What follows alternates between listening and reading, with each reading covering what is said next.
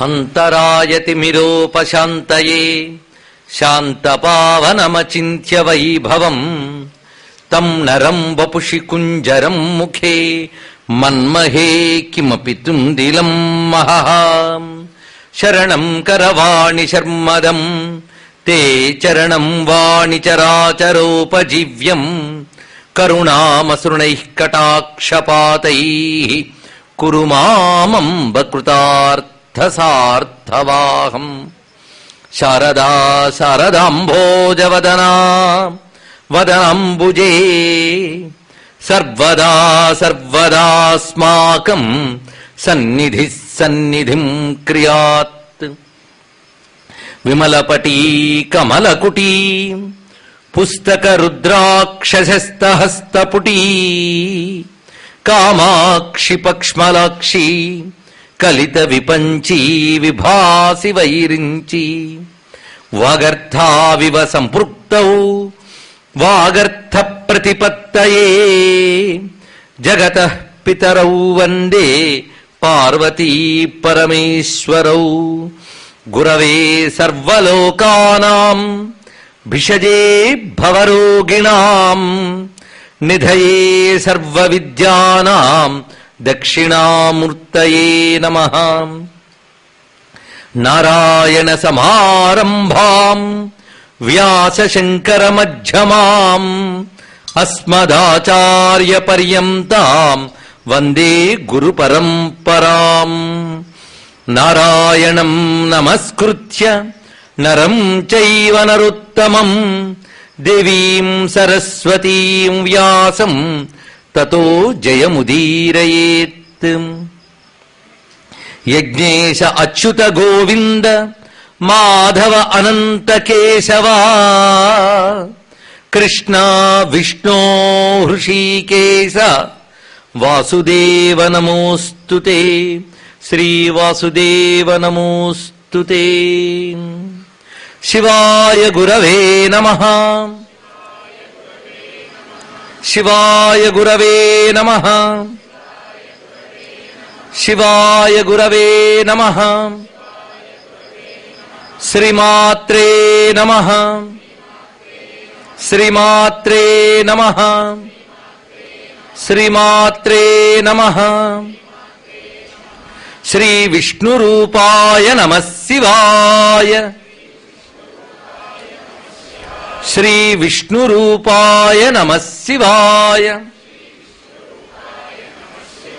శ్రీ విష్ణురూపాయ నమః శివాయ నమో మహద్భ్యో ఋషిభ్యో గురుభ్యో నమః. ఇక్కడ కొనసాగిద్దామా లోపలికి తీసుకెడదాం? పర్వాలేదా? శ్రీకృష్ణ వాసుదేవమయమైన ఈ సభా సదస్సుకి సవినీయ నమస్సులు సమర్పణ చేసుకుంటూ మహాభారతం ఆధారంగా మంచి కథల్ని స్మరిస్తూ తద్వారా మనం మన జీవితాలకి పరమార్థం చెప్పేటువంటి హితోపదేశాలను తెలుసుకుంటూ ఉన్నాం. నిన్నటి రోజున భరతవంశ మూల చరిత్ర చెప్పుకున్నప్పుడు దుష్యంతుడు శకుంతల వాళ్ళ యొక్క ఔన్నత్యాలు వ్యక్తిత్వపు విలువలు ఇవి తెలుసుకున్నాం. అదేవిధంగా దాంపత్య ధర్మంలో ఉన్న గొప్పతనం, అటుపై అరణ్యవాసానికి వెళ్ళినటువంటి ధర్మరాజు యొక్క నిష్ఠ. ఇప్పుడు ధర్మరాజు దేనియందు నిలబడి ఉన్నాడంటే ధర్మమునందు నిలబడి ఉన్నాడు. ఆయన సుఖపడదలుచుకుంటే క్షణం చాలు, కానీ ధర్మయందు నిలబడాలని నిష్ఠ చేత అరణ్యవాసం చేయవలసి వచ్చింది. ఇప్పుడు గొప్ప జీవితం ఏమిటి అని ప్రశ్న వేసుకుంటే సుఖంగా బ్రతకడమా ధర్మంగా బ్రతకడమా అని ప్రశ్న వేసుకుంటే సుఖంగా బ్రతికిన వాళ్ళు గొప్ప నాయకుల లేక ధర్మంగా బ్రతికిన వాళ్ళు గొప్ప నాయకుల అని పరిశీలిస్తే మనం సుఖంగా బ్రతికిన వాళ్ళు గొప్పవాళ్ళు అంటాం. అయితే రావణాసురుడు గొప్పవాలి, దుర్యోధనుడు గొప్పవాలి. కానీ వాల్మీకి దృష్టిలో రావణాసురుడు గొప్ప కాదు, దుర్యోధనుడు గొప్ప కాడు. కష్టపడ్డ రాముడు గొప్పవాడు, కష్టపడ్డ ధర్మరాజు గొప్పవాడు. సుఖదుఖాల ప్రస్తావన కాదు ఇక్కడ కావలసింది. సుఖము దుఃఖము అనేది వస్తూ ఉంటే పోతూ ఉంటాయి. కానీ సుఖం కోసం ధర్మాన్ని విడిచిపెట్టడం కానీ, అలాగే కష్టం నుంచి తప్పించుకోవడం కోసం అధర్మం వైపు వెళ్ళడం కానీ ఈ రెండు కూడని పనులు అని మహాసందేశాన్ని రామాయణ భారతాలు రెండు మనకు చెప్తూ ఉంటాయి. అయితే ధర్మాచరణలో సుఖదుఖాల యొక్క కదలికలు చలింపజేయకుండా ఉండాలి. అందుకోసం భగవద్ అనుగ్రహం కావాలి. అది ప్రధానమైనది. ఆ కారణం చేతనే ధర్మరాజు నేను ఏదో ఆశించి ధర్మాన్ని ఆచరించడం లేదు, ధర్మం ఆచరించడం నా స్వభావము అన్నాడు. ఇప్పుడు నేను చెప్పిన భరత అనే మాటకి మరి ఒక కోణాన్ని ఇక్కడ చూపిస్తున్నాను. ఇదే యజ్ఞ సంస్కృతి అంటే ఏమిటి అది. యజ్ఞము, యజ్ఞాగ్నికి భరతుడనే పేరుందని, యజ్ఞ సంబంధమైన దేశం గనక మన దేశం భరతవర్షమని, అలాంటి యజ్ఞ సంస్కృతిని పోషించిన మహాత్ములు భరతులు అని చెప్పబడతారని, అలా భరత నామధేయంతో ఈ దేశానికి ఆ నామాన్ని సార్థకం చేసిన మహానుభావులు జడభరతుడు గాని, దుష్యంతుపుత్రుడైన భరతుడు గాని, వీళ్ళందరూ ఆ విధంగా చెప్పబడుతున్నారని నిన్న మనం ప్రస్తావన చేసుకున్నాం. అంటే భరతుడు అంటే పోషించేవాడు, ఆనందింపజేసేవాడు. అగ్నిహోత్రుడు హవిస్సుల్ని తాను భరించి దేవతల్ని తృప్తిపరిచి తద్వారా భూమికి ఆనందాన్ని కలిగిస్తున్నాడు గనక అగ్నిహోత్రుడికి భరతుడి పేరున్నది. అలాగే భారత అంటే జ్ఞానమునందు ఆసక్తి కలవారు అని. అయితే యజ్ఞం అనే మాటకు మనం అర్థం ఏం చెప్పుకోవాలంటే త్యాగపూర్వక కర్మ. యజ్ఞం అనే మాటకి ఇది ప్రధానమైన అర్థం. ఎందుకంటే ఎప్పుడైనా ఆహుతులు వేసేటప్పుడు యజ్ఞంలో పరిశీలించండి. ఇంద్రాయ స్వాహ ఇంద్రాయేదన్నమమ అంటారు. అంటే ఇంద్రుడికై ఈ ఆహుతి ఇస్తున్నాను, ఇది నాది కాదు అని. ఇది నాది కాదంటే ఆయన తీసుకుంటాట, ఇస్తున్నానంటే తీసుకోడు. ఇస్తున్నాను నాది కాదనాలట. ఈ నాది కాదు అనేదే త్యాగం అంటే. కనుక ఏది చేసినా చేసే శక్తి నాది కాదు, చేసిన ఫలం ఈశ్వరుడు ప్రసాదించవలసిందే కానీ నేను తయారు చేసుకోలేదు. ఎందుకంటే యజ్ఞంలో చూడండి, ఆహుతులన్నీ వేసి కూర్చోవడమే మన పని, ఫలం పరమేశ్వరుడు ఇస్తాడని విశ్వాసం. అయితే యజ్ఞం అనగానే కేవలం నిప్పుల్లో నెయ్యిపోయడం మాత్రమే కాదు. అయితే ఆ యజ్ఞాలను ఏమి తృణీకరించకూడదు. ఆ యజ్ఞములు చాలా గొప్పవి. కానీ యజ్ఞములంటే ఏమిటి కూడా మన శాస్త్రం చెప్తున్నది, భగవద్గీతలో కూడా ఉంది. త్యాగపూర్వకమైన ఏ సత్కర్మ అయినా యజ్ఞం అనిపించుకుంటుంది. ఇది ప్రధానమైనది. సృష్టిలో ఇస్తే గాని పుచ్చుకునే అర్హత లేదు. అందుకే నువ్వు ఎంత ఇచ్చేవు అనే దాన్ని బట్టి నీకు ఎంత వస్తుంది అనేది ఉంటుంది. కానీ ఇవ్వడమే యజ్ఞం, పుచ్చుకోవడం ఈశ్వరానుగ్రహం.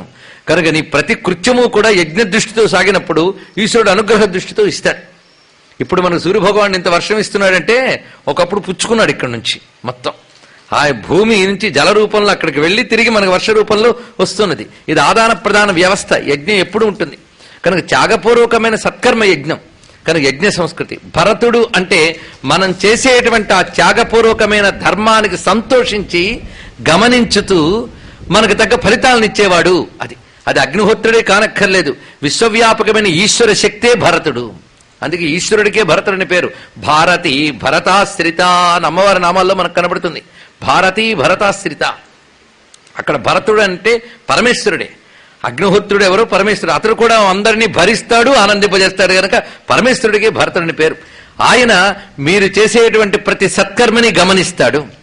ఎన్ని రూపాలతో గమనిస్తున్నాడు నిన్నే మనం చెప్పుకున్న పంచభూతాల రూపంలోనూ ఇత్యాది రూపాలతో గమనించి మీరు చేసిన సత్కర్మకి తప్పకుండా సత్ఫలితాన్ని ఇస్తాడు.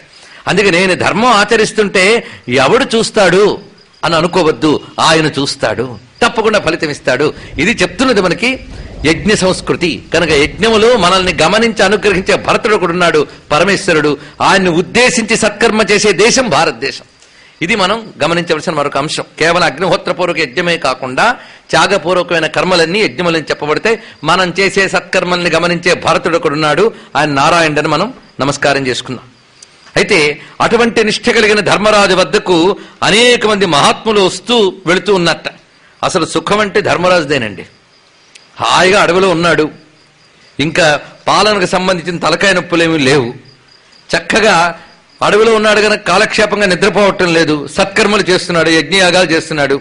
కాస్త సుఖం దుఃఖం చెప్పుకోవడానికి భార్య తమ్ముళ్ళు ఉన్నారు.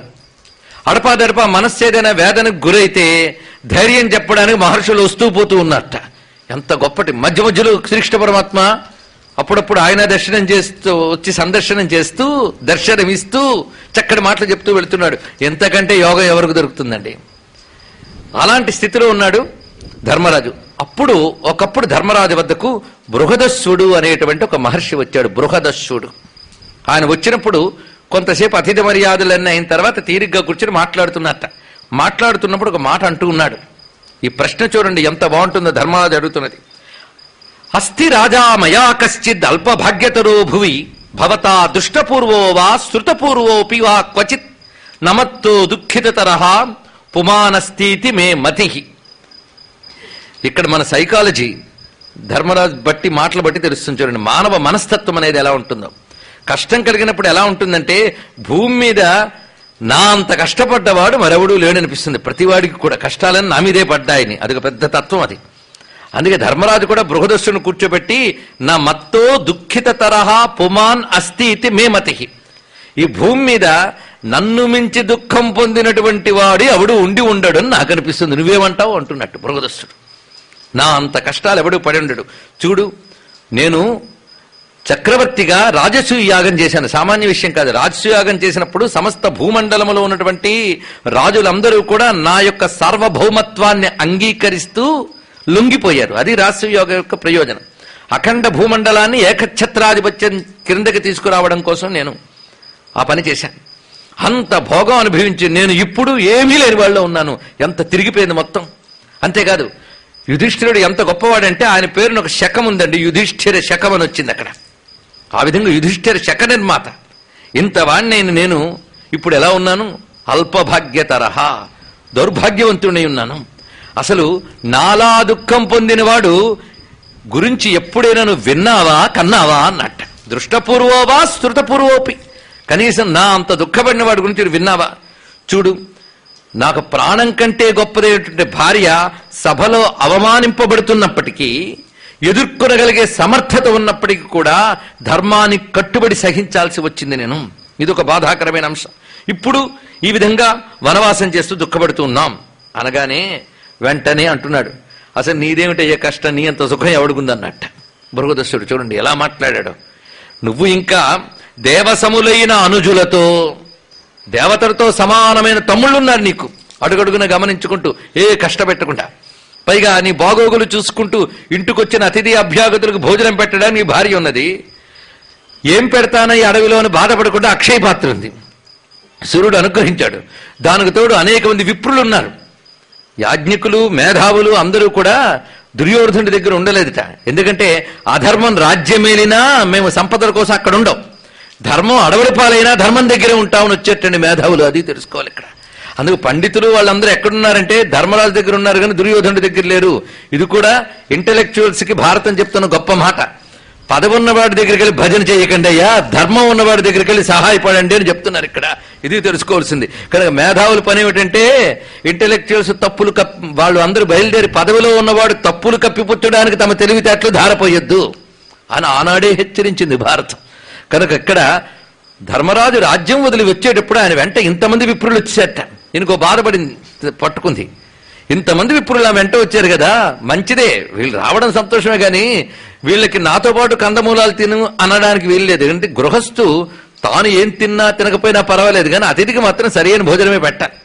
అయితే వీళ్ళన్నట్ట ఫలానాది పెట్టు, నిన్నేం అడగం, నీ క్షేమం కోసం మేము యజ్ఞాలు చేస్తూ ఉంటాం, నీతో పాటు మేము కందమూలాలు తింటాం అన్నట్ట. వాళ్ళు గొప్పతనం వాళ్ళదే, గాని గృహస్థుగా ధర్మరాజు ఊరుకోలేక ఆయన మాత్రం వచ్చిన వారందరికీ చక్కని భోజనం పెట్టాలని. గృహస్థ ధర్మం ఏమిటంటే తనను ఆశ్రయించిన వారికి లోటు లేకుండా చూడాలి. కానీ చేతిలో రాజ్యం లేదు, పదవి లేదు, ధనం లేదు, నేనేం చూడగలను అని తప్పించుకోవడానికి లేకుండా అప్పుడు ఆయన తపస్సు ద్వారా తనను ఆశ్రయించిన అతిథులకి లోటు లేకుండా చూడాలని తన దగ్గరున్న పురోహితుడైన ధౌమ్యుడి సలహా మేరకు సూర్య భగవాను అష్టోత్తర శతనామాలతో ఆరాధన చేసి అక్షయ పాత్రని పొంది వచ్చిన అతిథులందరికీ కూడా లోటు లేకుండా భోజనం పెడుతున్నాడండి. కనుక నీకేమిటయ్యా నీకున్న కష్టం? నీకంటే కష్టపడ్డ మహాత్ములున్నారయ్యా. ఒంటరిగాను భార్యతోనూ కలిసి వేదన పడ్డ మహాత్ములున్నారు. అలాంటి ఒక మహాత్ముడి యొక్క చరిత్ర నీకు చెప్తున్నాను విను అని వివరిస్తున్నారు. ఇక్కడ మనం గమనించినప్పుడు సెల్ఫ్ పిటీ అని ఒకటి ఉంది. అంటే వాడి మీదకి వాడే జాలి, వాడి మీద వాడికే జాలి కలగడం అనేటువంటిది.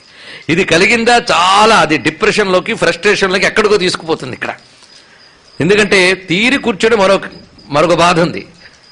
ఏదో పని పడితే కష్టం కూడా తెలియదండి, కానీ పని పాటు లేదనుకోండి, తీరిక కూర్చుంటే జరిగిపోయినవన్నీ గుర్తు తెచ్చుకుని ఎలా ఉండేది, ఎలా అయిపోయాం అంటూ అవే పడుతూ ఉండే అవకాశం ఉన్నది.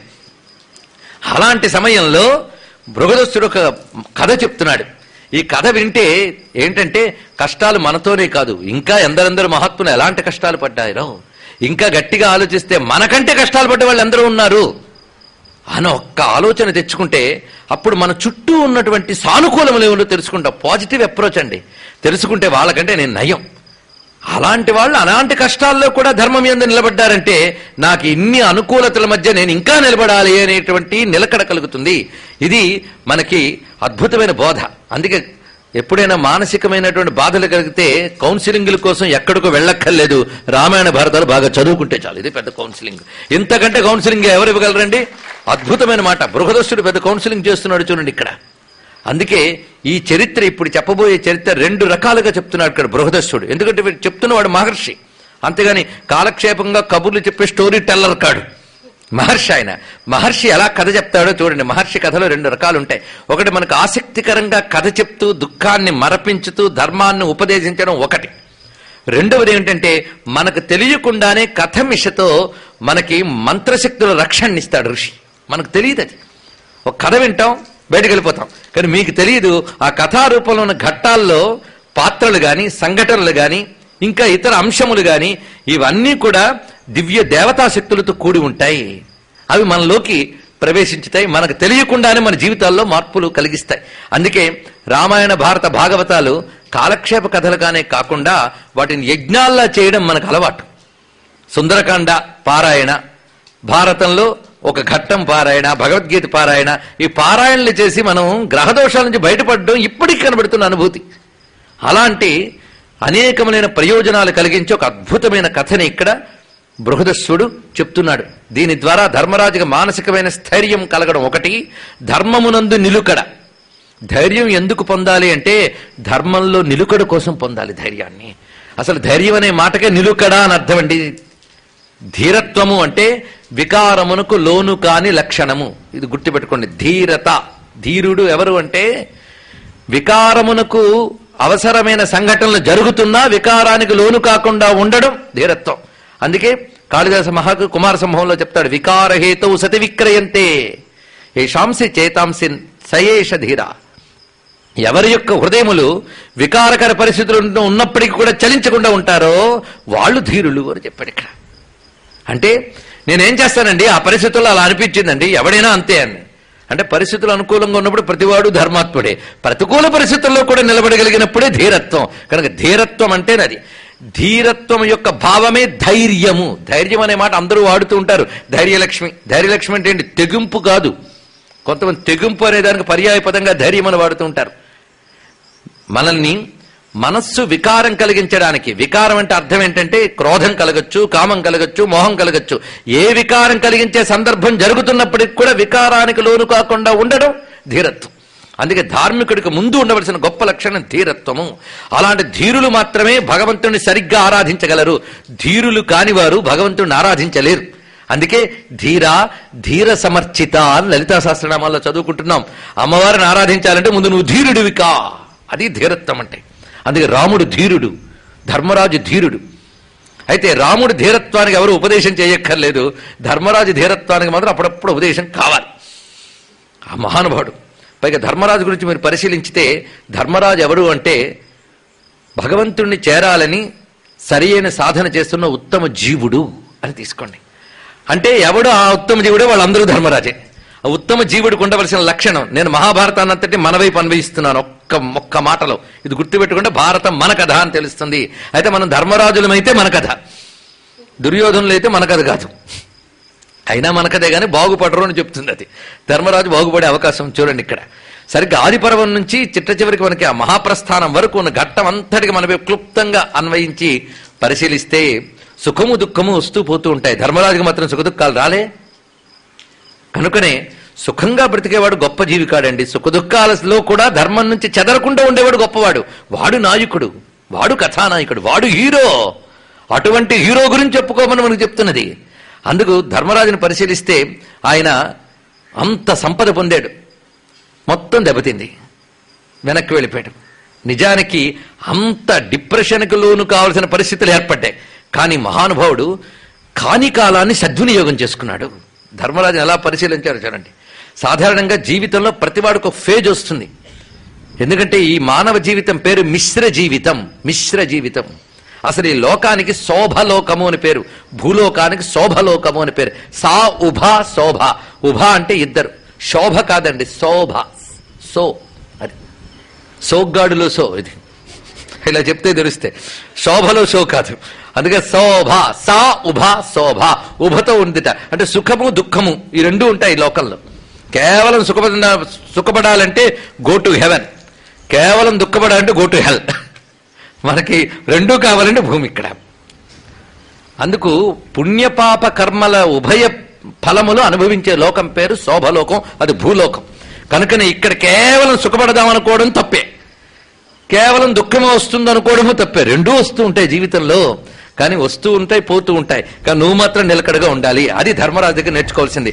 అయితే ఒక సత్పురుషుడికి కానికాలం వచ్చినప్పుడు అతడు దాన్ని సద్వినియోగం చేసుకుంటాడు. ఒక దుర్మార్గుడికి కానికాలం వస్తే దిగాలు పడి చితికిపోయి మరి పైకి లేవలేడండి. అందుకే ఇద్దరికి అది తేడా. అందుకే కందుకము బోలు సుజనుడు కృందుంపడి మరి మీదకు ఎగయుజుమి మందుడు మృత్పిండము వలే అంటాడు భర్తృహరి. ఏనుగు లక్ష్మణకు అనువాదం చేశారు. సత్పురుషుడు ఎలాంటి వాడంటే బంతి కిందకు కొడితే మళ్ళీ ఎంత గట్టిగా కొట్టారో అంత పైకి లేస్తుంది. అదే సత్పురుషుడు ఆ విధంగా కింద పడినా మళ్ళీ పైకి లేస్తాడు. అదే దుర్మార్గుడు కింద పడితే మట్టి ముద్దలో అంటుకుపోతాడు తప్ప పైకి లేవలేడని చెప్పారు. ఇక్కడ మనం గమనించినట్లయితే ధర్మరాజు అలాంటి సత్పురుషుడు. అందుకే కాని కాలాన్ని అతడు చేసిన గొప్ప పని ఏంటంటే తపస్సుకు వినియోగించాడు. ఇది తెలుసుకోవాల్సింది. కనుక సృష్టిలో ఎవరికైనా ఒక కాని కాలం వస్తే దానిని తపస్సుకు వినియోగించుకోవాలి. ఎందుకంటే మనం అనుకుంటాం, మనం ఏం చేస్తామంటే ప్రతికూలత అని. ఒక్క మాట చెప్తున్నది సాహసం అనుకోండి, ఏమనుకోండి, సృష్టిలో ప్రతికూలత లేదు. ఇది అంతా అనుకూలమేంట. అయితే తెలివైన వాడు ప్రతికూలతలోంచి అనుకూలతను తెచ్చుకొస్తాడు. అది గొప్పతనం. అందుకే తెలివైన వాడికి ప్రతిదీ ఒక అవకాశమే. Everything is an opportunity. వాడు ప్రతిదాన్ని ఒక అవకాశంగా తీసుకుని వినియోగించుకుంటాడు. అది ఒకప్పుడు బాగా వెలిగిపోయాం, క్షణం తీరిక లేదు, జనాలందరూ మన చుట్టూ వస్తూ ఉంటారు, 10 మందికి చెప్పుకుంటాం ఏమని, అబ్బా క్షణం తీరకలేదండి, నన్ను భోజనం చేయనివ్వరండి అని ఇదేదో గొప్పగా అవతల వాడి ముందు బిజీ బిజీ అని చెప్పుకోవడం ఒక సరదా అయిపోయింది. కొంతకాలానికి ఒక్కడు పలకరించేవాడు ఉండడు. అప్పుడు అమ్మయ్య ఇదివరకు చాలా బిజీగా ఉండేవాడిని, ఇప్పుడు తీరిగ్గా ఉన్నాను అంటావా? లేదు. అప్పుడేమో విసుక్కున్నావు, ఇప్పుడు ఒక్కడు కూడా పలకరించట్లేదే అని ఏడుస్తుంటాం. అవునా లేదా? కానీ నువ్వు తెలివైన వాడివే అయితే ఇప్పుడు నాకు కావలసినంత తీరికొచ్చింది, ఒక సద్గ్రంథం నేను భంగం లేకుండా చదువుకోవచ్చు, కాసేపు జపం మరో 2-3 గంటలు చేసుకోవచ్చు అనుకోవచ్చు కదా. ప్రతి దానిలోని గ్రహించవచ్చండి. అందుకే మనం ఏవి లేవని ఎదగలేకపోతున్నామని కంప్లైంట్ చేస్తామో, ఆ లేకపోవడంలోంచి అవకాశంగా తీసుకుని ఎదిగిపోయిన మహాత్ముల చరిత్రలు తిరగవేయండి తెలుస్తుంది. ఆ మధ్య అమెరికాలోనే ఇక్కడ విదేశాల్లో ఒక సైంటిస్ట్ చరిత్ర చదివితే నేను ఆశ్చర్యపోయాను. అతనికి ఇంద్రియాలు ఏవీ పనిచేయటండి, కదలలేడు, మెదలలేడు, ఒక్క మెదడు తప్ప ఇది పనిచేయదు. ఆ మేధావి అంతరిక్ష రహస్యాల మీద శోధించి ఆయన అద్భుతమైన బహుమతులు, అవార్డులు తీసుకుని ప్రపంచ మేధావులందరి చేత గౌరవింపబడే పెద్ద సైంటిస్ట్ అయ్యాడు ఆయన. చూసారా? కనుకనే మనక తిరిగే కాళ్ళు, పనిచేసే చేతులు అన్నీ ఇచ్చాడు. కానీ భగవంతుడి మీద కంప్లైంట్ చేస్తూ ఉంటాం, కష్టాలన్నీ మనకే వచ్చాయనుకుంటాం. ఇంత దండం పెడుతున్నా నాకు ఎందుకు ఎలా చేసావని ఆయన అంటూ ఉంటాం. పాపం ఏం చేసామండి పాపం. కనుక ఆయన ఇచ్చిన అవకాశాలు చూడండి. అందుకే ఉన్న సుఖమ్ముల చూడకొని లేకున్న వాటికై ఉరకలు వేతుము, 1-2 కోరికలు తెగనివి తగనివి తెప్పలు కుప్పలు ఆయువుండు నందాకా తప్పని ఆయాసములి అరడి బ్రతుకులు. పరిశీలించవలసిన విషయం. అందుకే ఒక విశాలమైన దృష్టి కావాలండి. మనకు మనం కుంచుకుపోతూ మన 4 గోడల మధ్యలో మనం ఉండిపోయి మన జీవితాన్ని మాత్రమే మనం పెద్దగా చూసుకుంటూ అబ్బో అబ్బోను గుండెలు బాదుకోవడం కాదు. ప్రపంచాన్ని చూడండి, విశాలమైన ప్రపంచాన్ని చూడండి, విశాలమైన చరిత్రను చూడండి. నీకంటే కష్టపడి, నీకంటే దృఢంగా నిలబడి విజయం సాధించిన మహాత్ములు ఉన్నారయ్యా, తెలుసుకో. ఒకటి చరిత్ర చెప్తున్నాను విను అంటున్నాడు ఇక్కడ. కానీ ధర్మరాజు గొప్పతనం ఏంటి అంటే ఈ కాని కాలాన్ని తపస్సుకు వినియోగించాడు. అందుకు పరిశీలించవలసింది, మన ఆది సభ దాటిన తర్వాత అరణ్య పర్వంలోకి ప్రవేశిస్తున్నాం. సభాపర్వంలో మహానుభావుడు రాజయాగం అన్ని వైభవాలన్నీ అయిపోయాయి. తర్వాత అరణ్య పర్వంలోకి వచ్చాడు. ఎక్కడి నుంచి ఎక్కడ పడ్డాడండి మహానుభావుడు.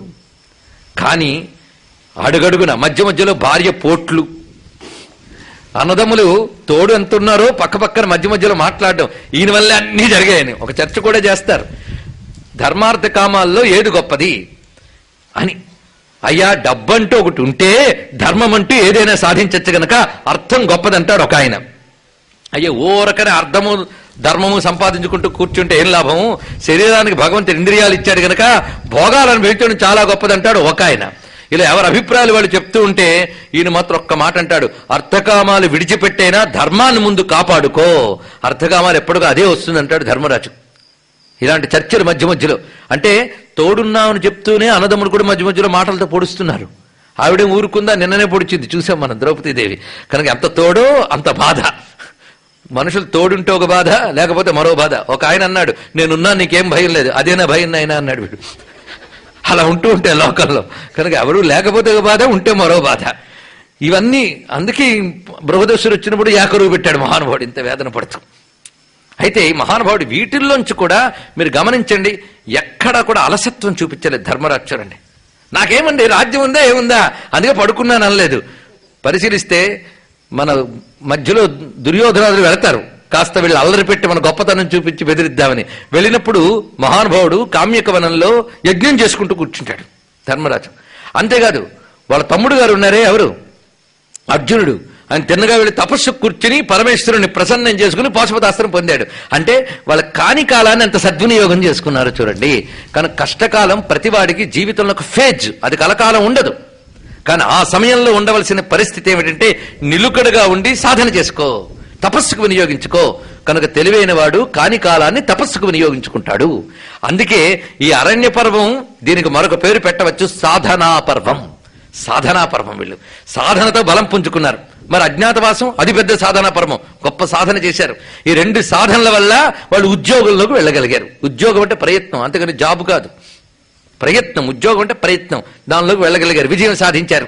చూడండి, భోగాలను అనుభవిస్తూ ఉన్నటువంటి మహానుభావుడు దుర్యోధనుడు బలహీనుడైపోయాడు, కష్టాలు అనుభవిస్తున్నటువంటి ధర్మరాజు బలవంతుడైపోయాడు. ఎందువల్ల అంటే ఒక్కడు తెలుసుకోవాల్సింది ఏంటంటే, దుఃఖాలు వస్తున్నప్పుట ఆనందపడాలట, సుఖాలు కలుగుతున్నప్పుడు దుఃఖపడాలట. ఇది మన సైన్స్. ఇదేమిటంటే అంటే అదే గొప్పతనం. దుఃఖం అనుభవిస్తున్నప్పుట పాపఫలం అనుభవం అయిపోతుంది అనాలట. పాపం వల్ల దుఃఖానుభవం, పుణ్యం వల్ల సుఖానుభవం. ఇది అందరికీ కామనేనండి, శాస్త్రం అంతే. అంతేగాని భగవంతుడు ఎవ్వడికి సుఖపెట్టడు, దుఃఖపెట్టడు. భగవంతుడి కేవలం వాడు చేసిన కర్మ యొక్క ఫలాన్ని ఇచ్చేవాడు భగవానుడు. అందుకు ఇప్పుడు నువ్వు సుఖదుఖపడుతున్నావు అంటే ఒకప్పుడు చేసుకున్న పుణ్యపాప ఫలాలను నువ్వు అనుభవిస్తున్నావు. కనుక దుఃఖానుభవం అయిపోతున్నప్పుడు పాపక్షయం అయిపోతుందని సంతోషపడాలట. సుఖాలు అనుభవిస్తుంటే అయ్యో పుణ్యాలు తరిగిపోతున్నాయని బాధపడాలట. అక్కడ అది చెప్పారు. కనుక చేసుకున్న పుణ్యమంతా తరిగిపోతుంది దుర్యోధనుడికి, పాపం తరిగిపోతూ పుణ్యాలు చేసుకుంటూ బలం పుంజుకున్నాడు మహానుభావుడు. కనుక ఎవడు బలోపేతం అయ్యాడండి? తపస్సు వల్ల బలాన్ని పొందాడు అక్కడ. అంతే కదా, ముప్పూట్ల తిని సూర్యుడు ఉదయించిన భార్యడు పొద్దెక్కిన తర్వాత నిద్రలేచేవాడికి బలం రాదు. సూర్యోదయాత్పూర్వం నిద్రలేచి ఒళ్ళు ఉంచి యోగా చేసిన వాడికి బలం వస్తుంది. ఇప్పుడు చెప్పండి, కష్టపడ్డవాడిది బలం కానీ సుఖపడ్డవాడిది బలమా?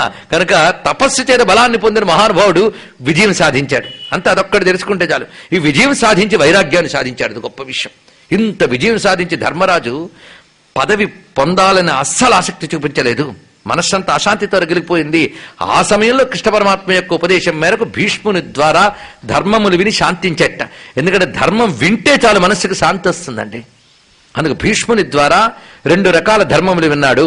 జీవికి ఐహిక జీవితానికి కావలసిన ధర్మములు, పారమార్థిక జీవితానికి కావలసిన ధర్మములు. ధర్మాలు 2 రకాలుగా ఉంటాయి, అభ్యుదయము, నిశ్రేయసము. 2 ప్రయోజనాలు ఉంటాయి ధర్మానికి, గుర్తుపెట్టుకోండి.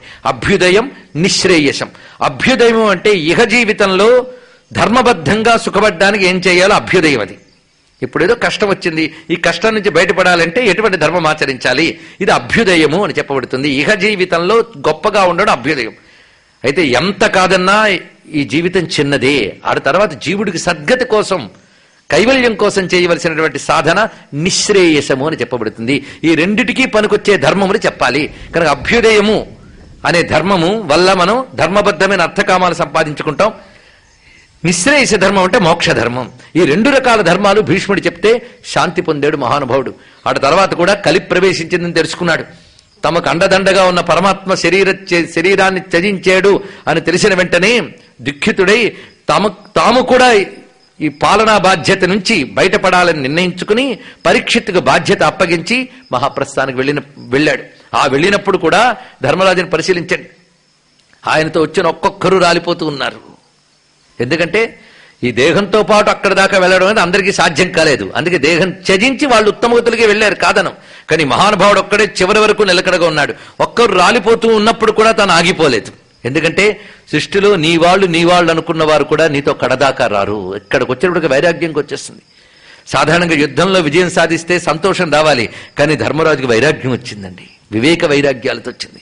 ఆయన పాలనంతా వివేక వైరాగ్యాలతో ధర్మానికి కట్టుబడి చేశాడే తప్ప ఇన్నాళ్ళ తర్వాత నాకు రాజ్యం వచ్చింది కదా అని భోగాల సరదాతో చేయలేదు ధర్మరాజు. చూడండి, ఆడ తర్వాత ఆ మహానుభావుడు క్రమంగా ఆ చిట్ట చివరికి వెళ్ళేటప్పటికీ ఒక్కొక్కరు రాలిపోతూ ఉంటే మనస్సు నిబ్బరం చేసుకుని పైకి సాగాడు ఆయన. తప్పదు, నీతో ఉన్నవాళ్ళు కూడా నీ కళ్ళ ముందే కూడా వెళ్ళిపోవలసిన పరిస్థితి వస్తుంది. ఎవరూ నీతో కడదాకా రారు, అది తెలుసుకోవాలి. అది పెద్ద ఎరుక. ఆ నిలకడగా చిట్ట చివరికి వెళ్ళేటప్పటికి చిట్ట చివరి వరకు తనతో వచ్చింది ఒక్కటి ఉందిట. ఏది? కుక్క. ఒక కుక్క వచ్చింది చివరి వరకు. చూసారప్పుడు నేను భారతం చివరికి తీసుకెళ్ళిపోయాను. కుక్క వచ్చింది చివరికి. ఆ కుక్క వస్తే అప్పుడు ఒక దివ్యమైనటువంటి విమానం వచ్చిందిట. ఆ విమానం ఎక్కమని అడిగట్టి ఇంద్రుడు. ఈ కుక్క ఎక్కితే నేను ఎక్కుతానన్నట్టు. చూడండి, తనతో పాటు కడదాకా వచ్చిన వాళ్ళని విడిచి తాను సుఖం అనుభవించలేదు. అది గొప్ప విషయం అండి. ఉపాధి ఏదో తనకు అనవసరం. ఒక జీవుడు తనతో పాటు చివరి వరకు వచ్చాడు. ఇతడు ఎక్కితే ఎక్కుతాను. అయ్యో, కుక్కని ఎలా రాణిస్తామండి, స్వర్గానికి రానివ్వ, అయితే నేను రానిపో అన్నాడు. ఎంత గొప్ప విషయం. అది ధర్మరాజు యొక్క పాత్ర యొక్క ఔచిత్యం అక్కడ మెరిసిపోతుందండి.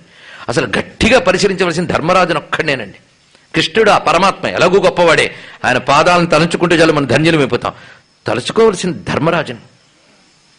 అతడు గొప్పవాడు.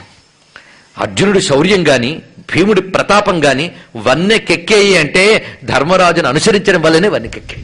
అందుకే ఎవడయ్యో గొప్పవాడంటే ధర్మరాజు ధర్మరాజు ధర్మరాజు. 100కు 100 ఒక్క ధర్మరాజు గురించి చెప్పుకుంటే చాలు బ్రతుకు ధన్యమైపోతుంది. అటువంటి వాడు. ఆ పాత్ర యొక్క ఔచిత్యం చూడండి, ఎంత మహానుభావుడు. అప్పుడు సరే అయితే కుక్కని ఎక్కనిస్తాం అన్నాకైతే నేను సిద్ధమన్నాడు. అప్పుడు ఆ కుక్క రూపం ధరించి కనిపించిందిట. శభాష్ అన్నదిట. ఎవరయ్యా అంటే నేను ధర్మాన్ని అన్నదిటండి. ఇక్కడ చూడండి, అది ఆశ్చర్యం. కుక్క ఎవరయ్యా అంటే ధర్మం. అంటే అర్థం ఏంటి? చివరి వరకు నిన్ను అంటి పెట్టుకుని వచ్చేది నీ ధర్మం మాత్రమే అని ఎక్కడ చూపిస్తాడు. ఏమి సింబాలిజం అండి. భారతాన్ని మీరు పరిశీలించాల్సిన గొప్ప కోణం ఏంటంటే భారతంలో మొట్టమొదటి ప్రారంభం కుక్కతో, చివరి కుక్కతో. పరిశీలించారా? మొట్టమొదటి జనమేజయుడు యజ్ఞంతో ప్రారంభం అవుతుంది. అక్కడికి సారమేయమని కుక్క పిల్ల వస్తుంది. కుక్క పిల్ల సారమేయం వస్తే జనమేజయుడు అతని అనుచరులు పో పో పో అని తరిమి కొడతారట. తరిమి కొట్టడం మీద కొడతారు, కర్రతో కొడతారు. కుయ్యో కుయ్యో అని వెళ్తుంది, తల్లి దగ్గర ఏడుస్తుందిట. చూసావా నన్ను జనమేజయుడు వాళ్ళు కొట్టారని. నువ్వేదో తప్పు చేసి ఉంటావు, లేకపోతే జనమేజయుడు ఎందుకు కొడతాడు ఎందుకండి. దాని తల్లి పేరు సరమ, ఆ కుక్క తల్లి కుక్క పేరు. ఇది సారమేయం, కుక్క పిల్ల. అయితే ఇది దేవశుని అంటారు. దేవశుని అంటే దేవతల కుక్కట. దేవతల కుక్కలు ఉంటాయా? ఉంటాయండి. Earthly plane, divine plane. Earthly plane లో ఎన్ని ఉన్నాయో డివైన్ ప్లేన్ లో అన్ని ఉంటాయి. అయితే వాటికి డివినిటీ ఉంటుంది, దీనికి అది ఉండదు. అది తేడా. అది తేడా. కనుక అక్కడ వృక్షాలు ఉంటాయి, ఇక్కడ వృక్షాలు ఉంటాయి. అవి దేవతా వృక్షాలు, ఇవి మానవ వృక్షాలు. అలా భౌతికానికి ఆ డివైన్ ప్లేన్ అది. అందుకే ఎర్త్లీ ప్లేన్, డివైన్ ప్లేన్. అన్ని జాతులు అక్కడ కనబడతాయి. అక్కడ ఆవులు, అవి కామధేనువులు, మనక మంచి గోవులు. అంతే. ఇలాగ ప్రధానికి ఉంటాయి. అలాగే అక్కడ కుక్కున్నది. వాటి నియమాలు వాటికి ఉన్నాయి. అయితే నువ్వేదో తప్పు చేసి ఉంటావు. కుక్క గొప్పదే, కానీ దేని మర్యాద దానికి ఉంటుంది. ప్రధానికి స్థానం ఉంటుంది. నువ్వు అక్కడ హవిస్సులను ముట్టుకుని ఉంటావు. వెళ్ళి యజ్ఞార్థం పెట్టిన హవిస్సులకు గాని యజ్ఞశాలలోకి గాని కుక్క గాని పిల్లి గాని కోడి గాని ప్రవేశిస్తే ఆ సంప్రోక్షణ చేయాలి. ఎందుకంటే ఆ ఉపాధికి సంబంధించి కొన్ని లక్షణాలు ఉంటాయండి. అంతే కదా. సర్వజీవుల్లో ఆత్మయే ఉన్నాడు కదా, సంతోషం. ఇప్పుడు ఒక పురుగు వచ్చి మీ మీద వాలింది, ఆత్మయే కదా, నిమురుకోండి. అది తాకితే ఎలర్జీ వస్తుంది, అవునా లేదా? ఏమండి అది మాత్రం తక్కువేం చేసింది అని ఎలర్జీ వస్తే అప్పుడు తెలుస్తుంది. అయితే భౌతికమైన ఎలర్జీ కనబడుతుంది, సూక్ష్మమైన ఎలర్జీ కనబడదు. కనుక కొన్ని శరీర ఉపాధులకి కొన్ని మర్యాదలు, అంతేగాని దేన్ని తక్కువ చూడడం కదా. మర్యాద అంతే. అందుకు యజ్ఞశాలల్లోకి దేవతల్ని ఆవహించి కూర్చోబెట్టిన స్థానముల్లోకి గాని అవి ప్రవేశిస్తే, ఆలయ గర్భగుళ్ళలోకి గాని శునకం గాని కోడి గాని ప్రవేశిస్తే వాడికి సంప్రోక్షణ చేయాలండి. ఇది తెలుసుకోవాలి. అందుకు నియమాలు. అంతేగాని ప్యాంటు షర్ట్లతో గుళ్ళోకి వెళ్తే ఏమైందండి అంటాడు ఒకడు. అక్కడున్న శక్తి పోతుంది. వెంటనే ఇంకోటి బయలుదేరతాడు. అందుకే మా మతంలోకి వచ్చి మనం చెప్తున్నాం, మా గర్భగుళ్ళలోకి రావాలంటే ఏ నియమాలు అక్కర్లేదంటాడు వాడు. ఇదేదో చాలా బాగుందని మనకు అనిపిస్తుంది, అవునా లేదా? దీనికి ఒక్క ఉదాహరణ చెప్తాను. కరెంట్ తీగలు, రాగి తీగల్లో కరెంట్ బాగా ప్రసరిస్తూ ఉన్నప్పుడు ముట్టుకోండి, ఏమవుతుంది? షాక్ కూడా కింద పడతాం. ఎప్పుడు తీగల్లో కరెంట్ అంటూ ఉంటే. అదే కరెంట్ లేనప్పుడు ఇప్పుడు మనం ఎప్పుడైనా ముట్టుకోవచ్చు, ఎందుకంటే పవర్ కట్ ఎప్పుడు ఉంటుంది కనుక బాధ లేదు. కనుక కర్ర ముక్కల్ని ముట్టుకుంటే ఏ బాధ లేదు.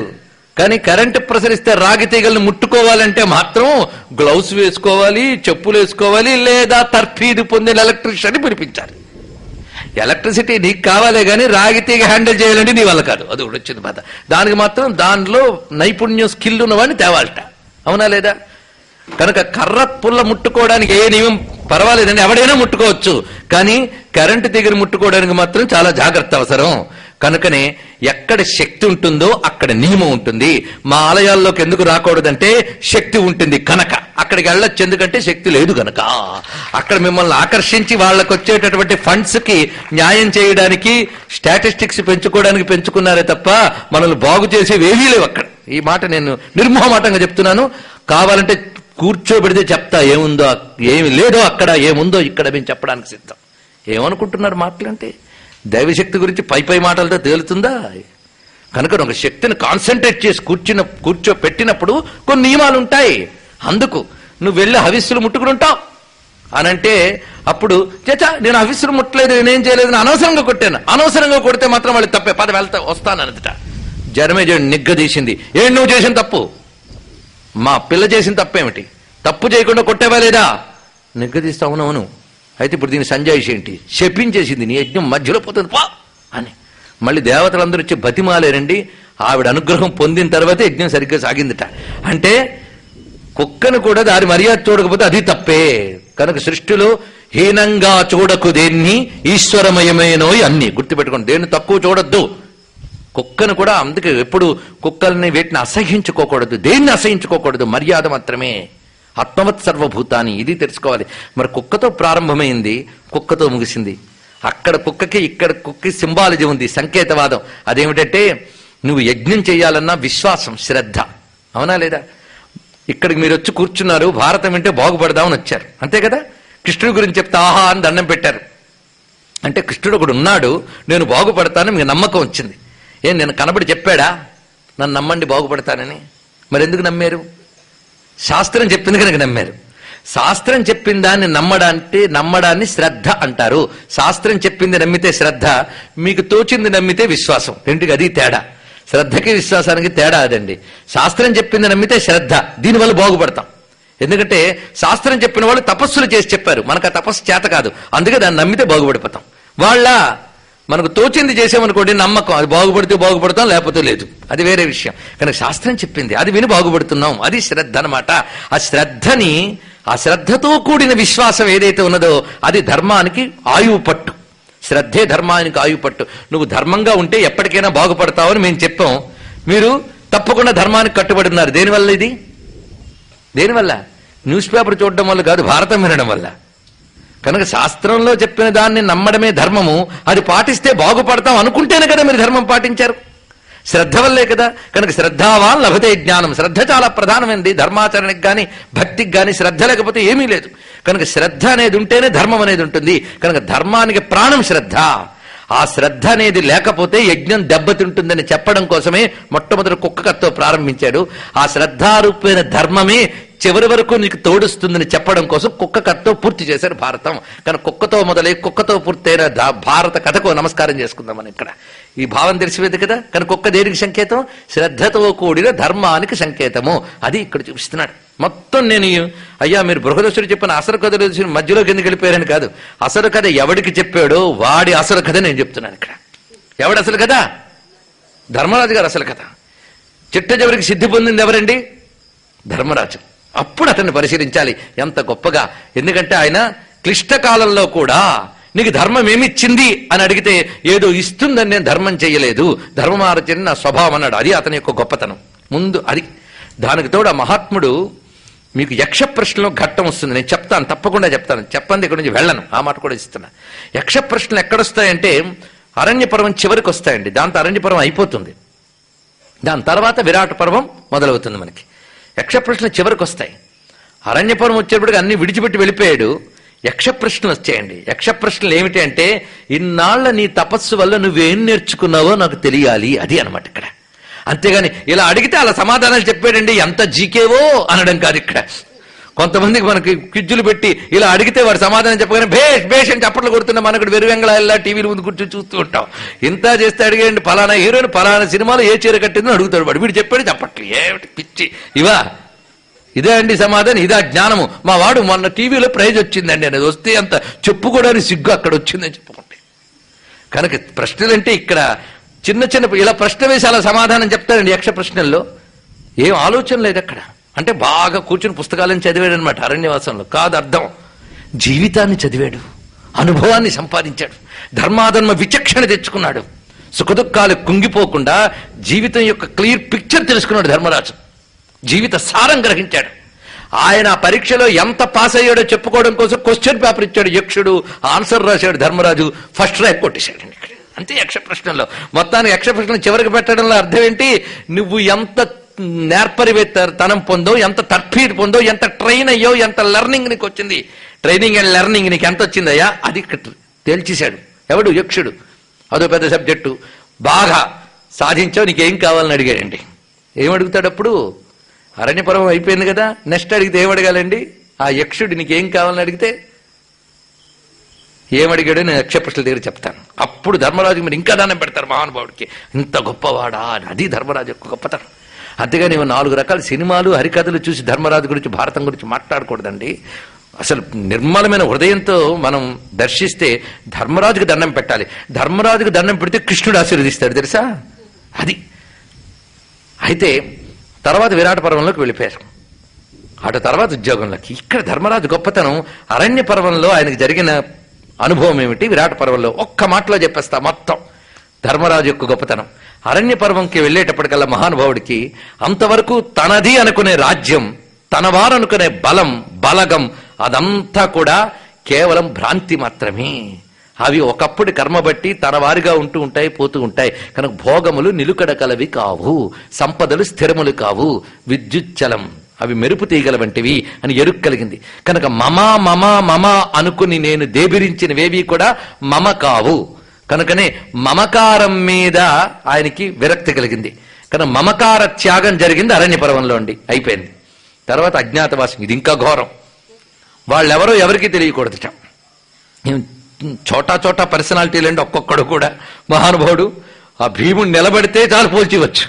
అలాంటి వాళ్ళు, ఆ 5 లాంటి వాళ్ళు ఆ యుగంలో మరొకరు లేరు. 5 అంతే. వాళ్ళు తేజస్సులు, అలాంటి మహాత్ములు. పైగా మామూలు పాపులారిటీ కాదు, మంచి యశస్సు. ఆ రోజుల్లో రాజన్య లోకంలో వాళ్ళకున్న కీర్తి అంతా కాదు. మొన్న రాజయాగంలో మరింత పాపులు అయిపోయారు వాళ్ళు. కనుక వాళ్ళని వాళ్ళు దాచిపెట్టుకుని జీవించడం మహా కష్టం. కనుక 13 సంవత్సరాలు జరిగిపోయినటువంటి అదంతా ఒక ఎత్తండి, ఆ తర్వాత ఒక ఎత్తండి. మహా కష్టమైనటువంటిది ఇక్కడ. ఏది అజ్ఞాతవాసం మహాక్లిష్టమైనటువంటిది. అందుకే ఆ 12 ఏళ్ళు ఒక ఎత్తు, తర్వాత ఒక ఎత్తు అయిపోయింది. అక్కడికి వచ్చినప్పటికి వీళ్ళకి అసలు క్లిష్టం. అందుకే అది ఒక్క సంవత్సరమే పెట్టారు. ఎందువల్ల ఒక్క సంవత్సరం ఎక్కడమే మహా కష్టం వాళ్ళకి. కానీ మహానుభావులు ఆ ఈశ్వరానుగ్రహం వల్ల దాన్ని చక్కగా దాటిపోయారు. అయితే అక్కడ వాళ్ళకి తెలిసొచ్చింది, నేను ధర్మరాజునని మీసం మెలేయడానికి లేదు ఆయనకి, నేను భీముణ్ణి నేను గదెత్తడానికి లేదు, గరిటెత్తడమే అక్కడ ఆయన పని. వలలుడు ఈయన గారు నేను మహాపురుషుణ్ణి అనడానికి లేదు, అటు పురుషుడా స్త్రీయా కూడా తెలియనంత స్థితిలోకి వెళ్ళిపోయి డాన్సులు చేయించుకుంటూ కూర్చున్నాడు మహానుభావుడు. ఇంతకంటే హ్యూమిలియేషన్ మరొకటి ఉంటుందా చూడండి ఇక్కడ. నేను ఎవ్వడికైనా సరే తన తాలూకా ఐడెంటిటీ, తన తాలూకా ఎగ్జిస్టెన్స్, దాన్ని ఎవడైనా తగ్గిస్తే తట్టుకోగలరా అండి? అలాంటిది వాళ్ళ నేను అని ఇగోని సంపూర్తిగా విడిచిపెట్టి మరొక కొలువులో చేరిపోయి వాళ్ళ గూడిగాలు చేస్తూ ఉండిపోయారు. అంటే అక్కడ నేను అనేది ఆ త్యాగం అంతా పోయింది. కనుక అరణ్యవాసంలో మమకార త్యాగం పోయింది, అజ్ఞాతవాసంలో అహంకార త్యాగం పోయింది. మమ అహం 2 పోయే ఎప్పుడో అప్పుడు వాడు తరించడానికి అర్హుడయ్యాడు ధర్మరాజు. ఇది గొప్పతనం అండి. మొత్తం భారతంలో కీలకం ఎక్కడుంది. కనుక అహంకార మమకార త్యాగం చేసిన వాడికే వివేక వైరాగ్యాలుంటాయి, వాడే విజయం సాధిస్తాడు. అలాంటి విజయం సాధించిన వాడే శాంతిని పొందుతాడు. ఆ శాంతిని పొందిన వాడే స్వర్గారోహణానికి అర్హుడవుతాడు. వాడి వెంట ధర్మం అంటి పెట్టుకుని వస్తుంది. ఇదండి భారతం మొత్తం కూడా. అయిపోయింది మొత్తం. మీరు ఇన్నాళ్లు విన్న భారతం యొక్క సారభూతమైన వాక్యం ఈరోజు అయిపోయింది. కనుక మమకార అహంకార త్యాగమే అరణ్యపర్వ విరాట పర్వాల్లో చెప్పేశారు. అయిపోయింది. ఇంతే. ఇది ధర్మరాజు. పైగా ఆయన ఇంత దీంట్లో కూడా ఆయన పంచప్రకృతి, ఆయన అంతే కదా, జీవుడికి పంచప్రకృతితో కలిసి తిరుగుతుంటాడు ఎయిటివైపుతూ. ఆ పంచప్రకృతితోనే మనం ఉన్నాం.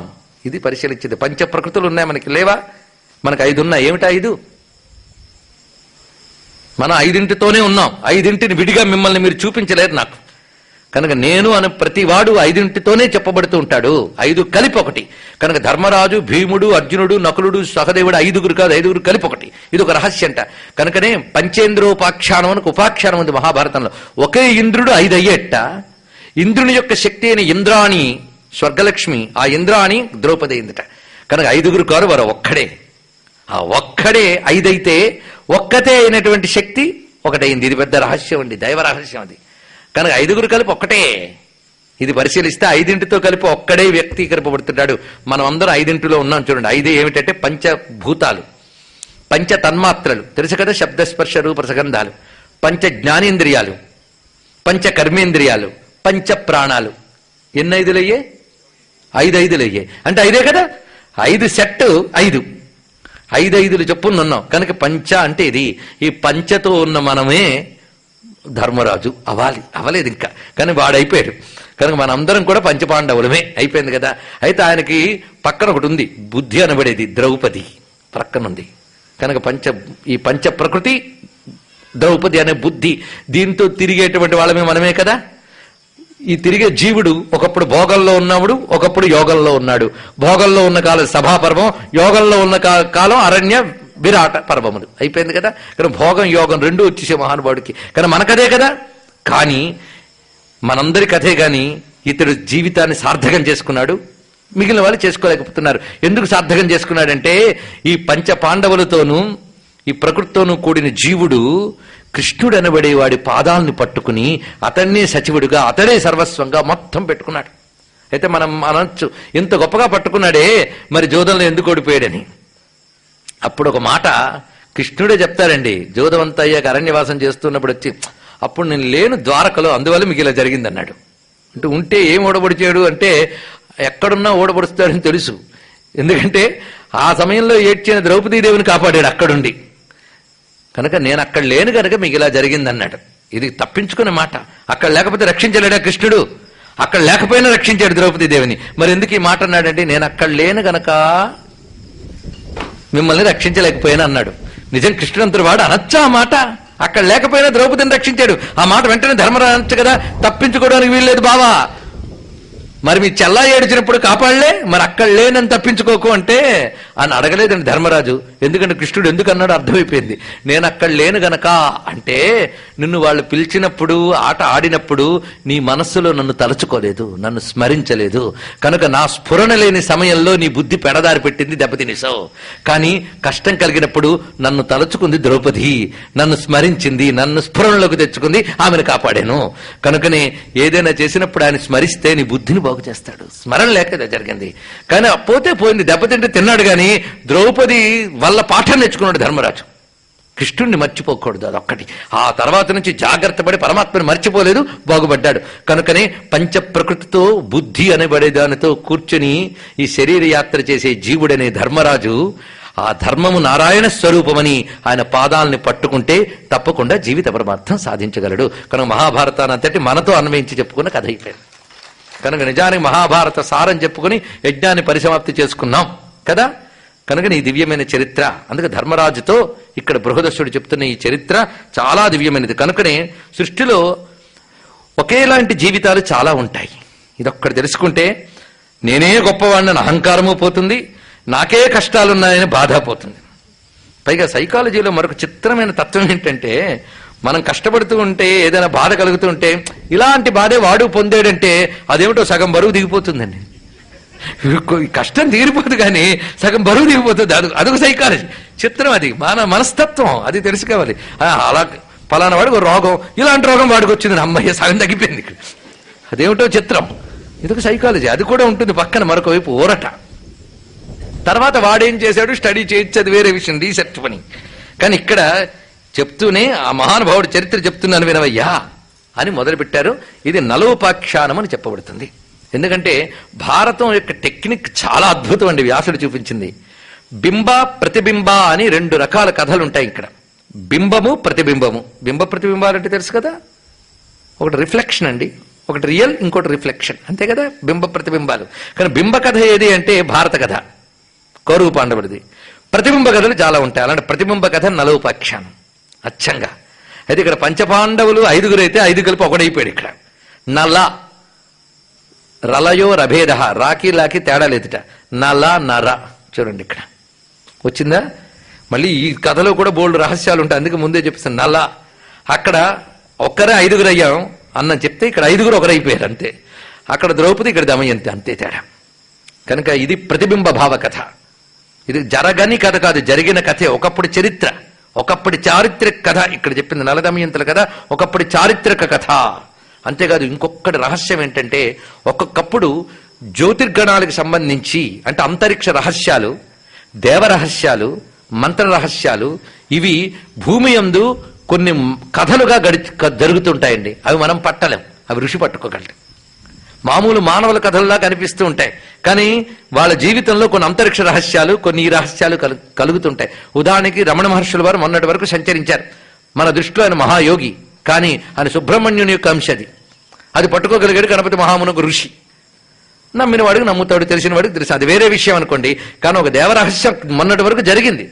అలాగే శివాంశ ఆదిశంకర రూపంలో వచ్చి వెళ్ళిపోయింది. అది దేవరహస్యాలు ఎప్పుడూ జరుగుతుంటాయి, అవి గ్రహించి ఋషులు అందిస్తుంటారు. అలాగే పాండవుల కథ కూడా ఒక అంతరిక్ష రహస్య కథ ఉంది. అలాంటి కథలు ఇదివరకు జరిగిన వాటి ప్రకారంగా చూస్తే నల చరిత్ర కూడా అటువంటిది. ఇందులో అనేక దేవతా మర్మములున్నాయి, రహస్యములున్నాయి. అందుకే ఈ కథను వింటూ ఉంటే మనకు తెలియకుండా కొన్ని మంత్ర రహస్యాలుంటాయి.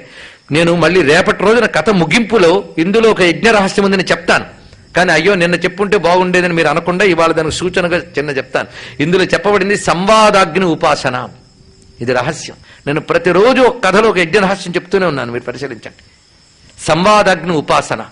ఎందుకంటే సృష్టిలో ఎవరికైనా ఒకరికొరు పడనప్పుడు సంవాదాగ్ని అనే దాన్ని కానీ ఉపాసన చేస్తే యజ్ఞ రూపంలో, ఆ ఉపాసన వల్లట వారి మధ్య మైత్రి ఏర్పడి పని సానుకూలం అవుతుందట.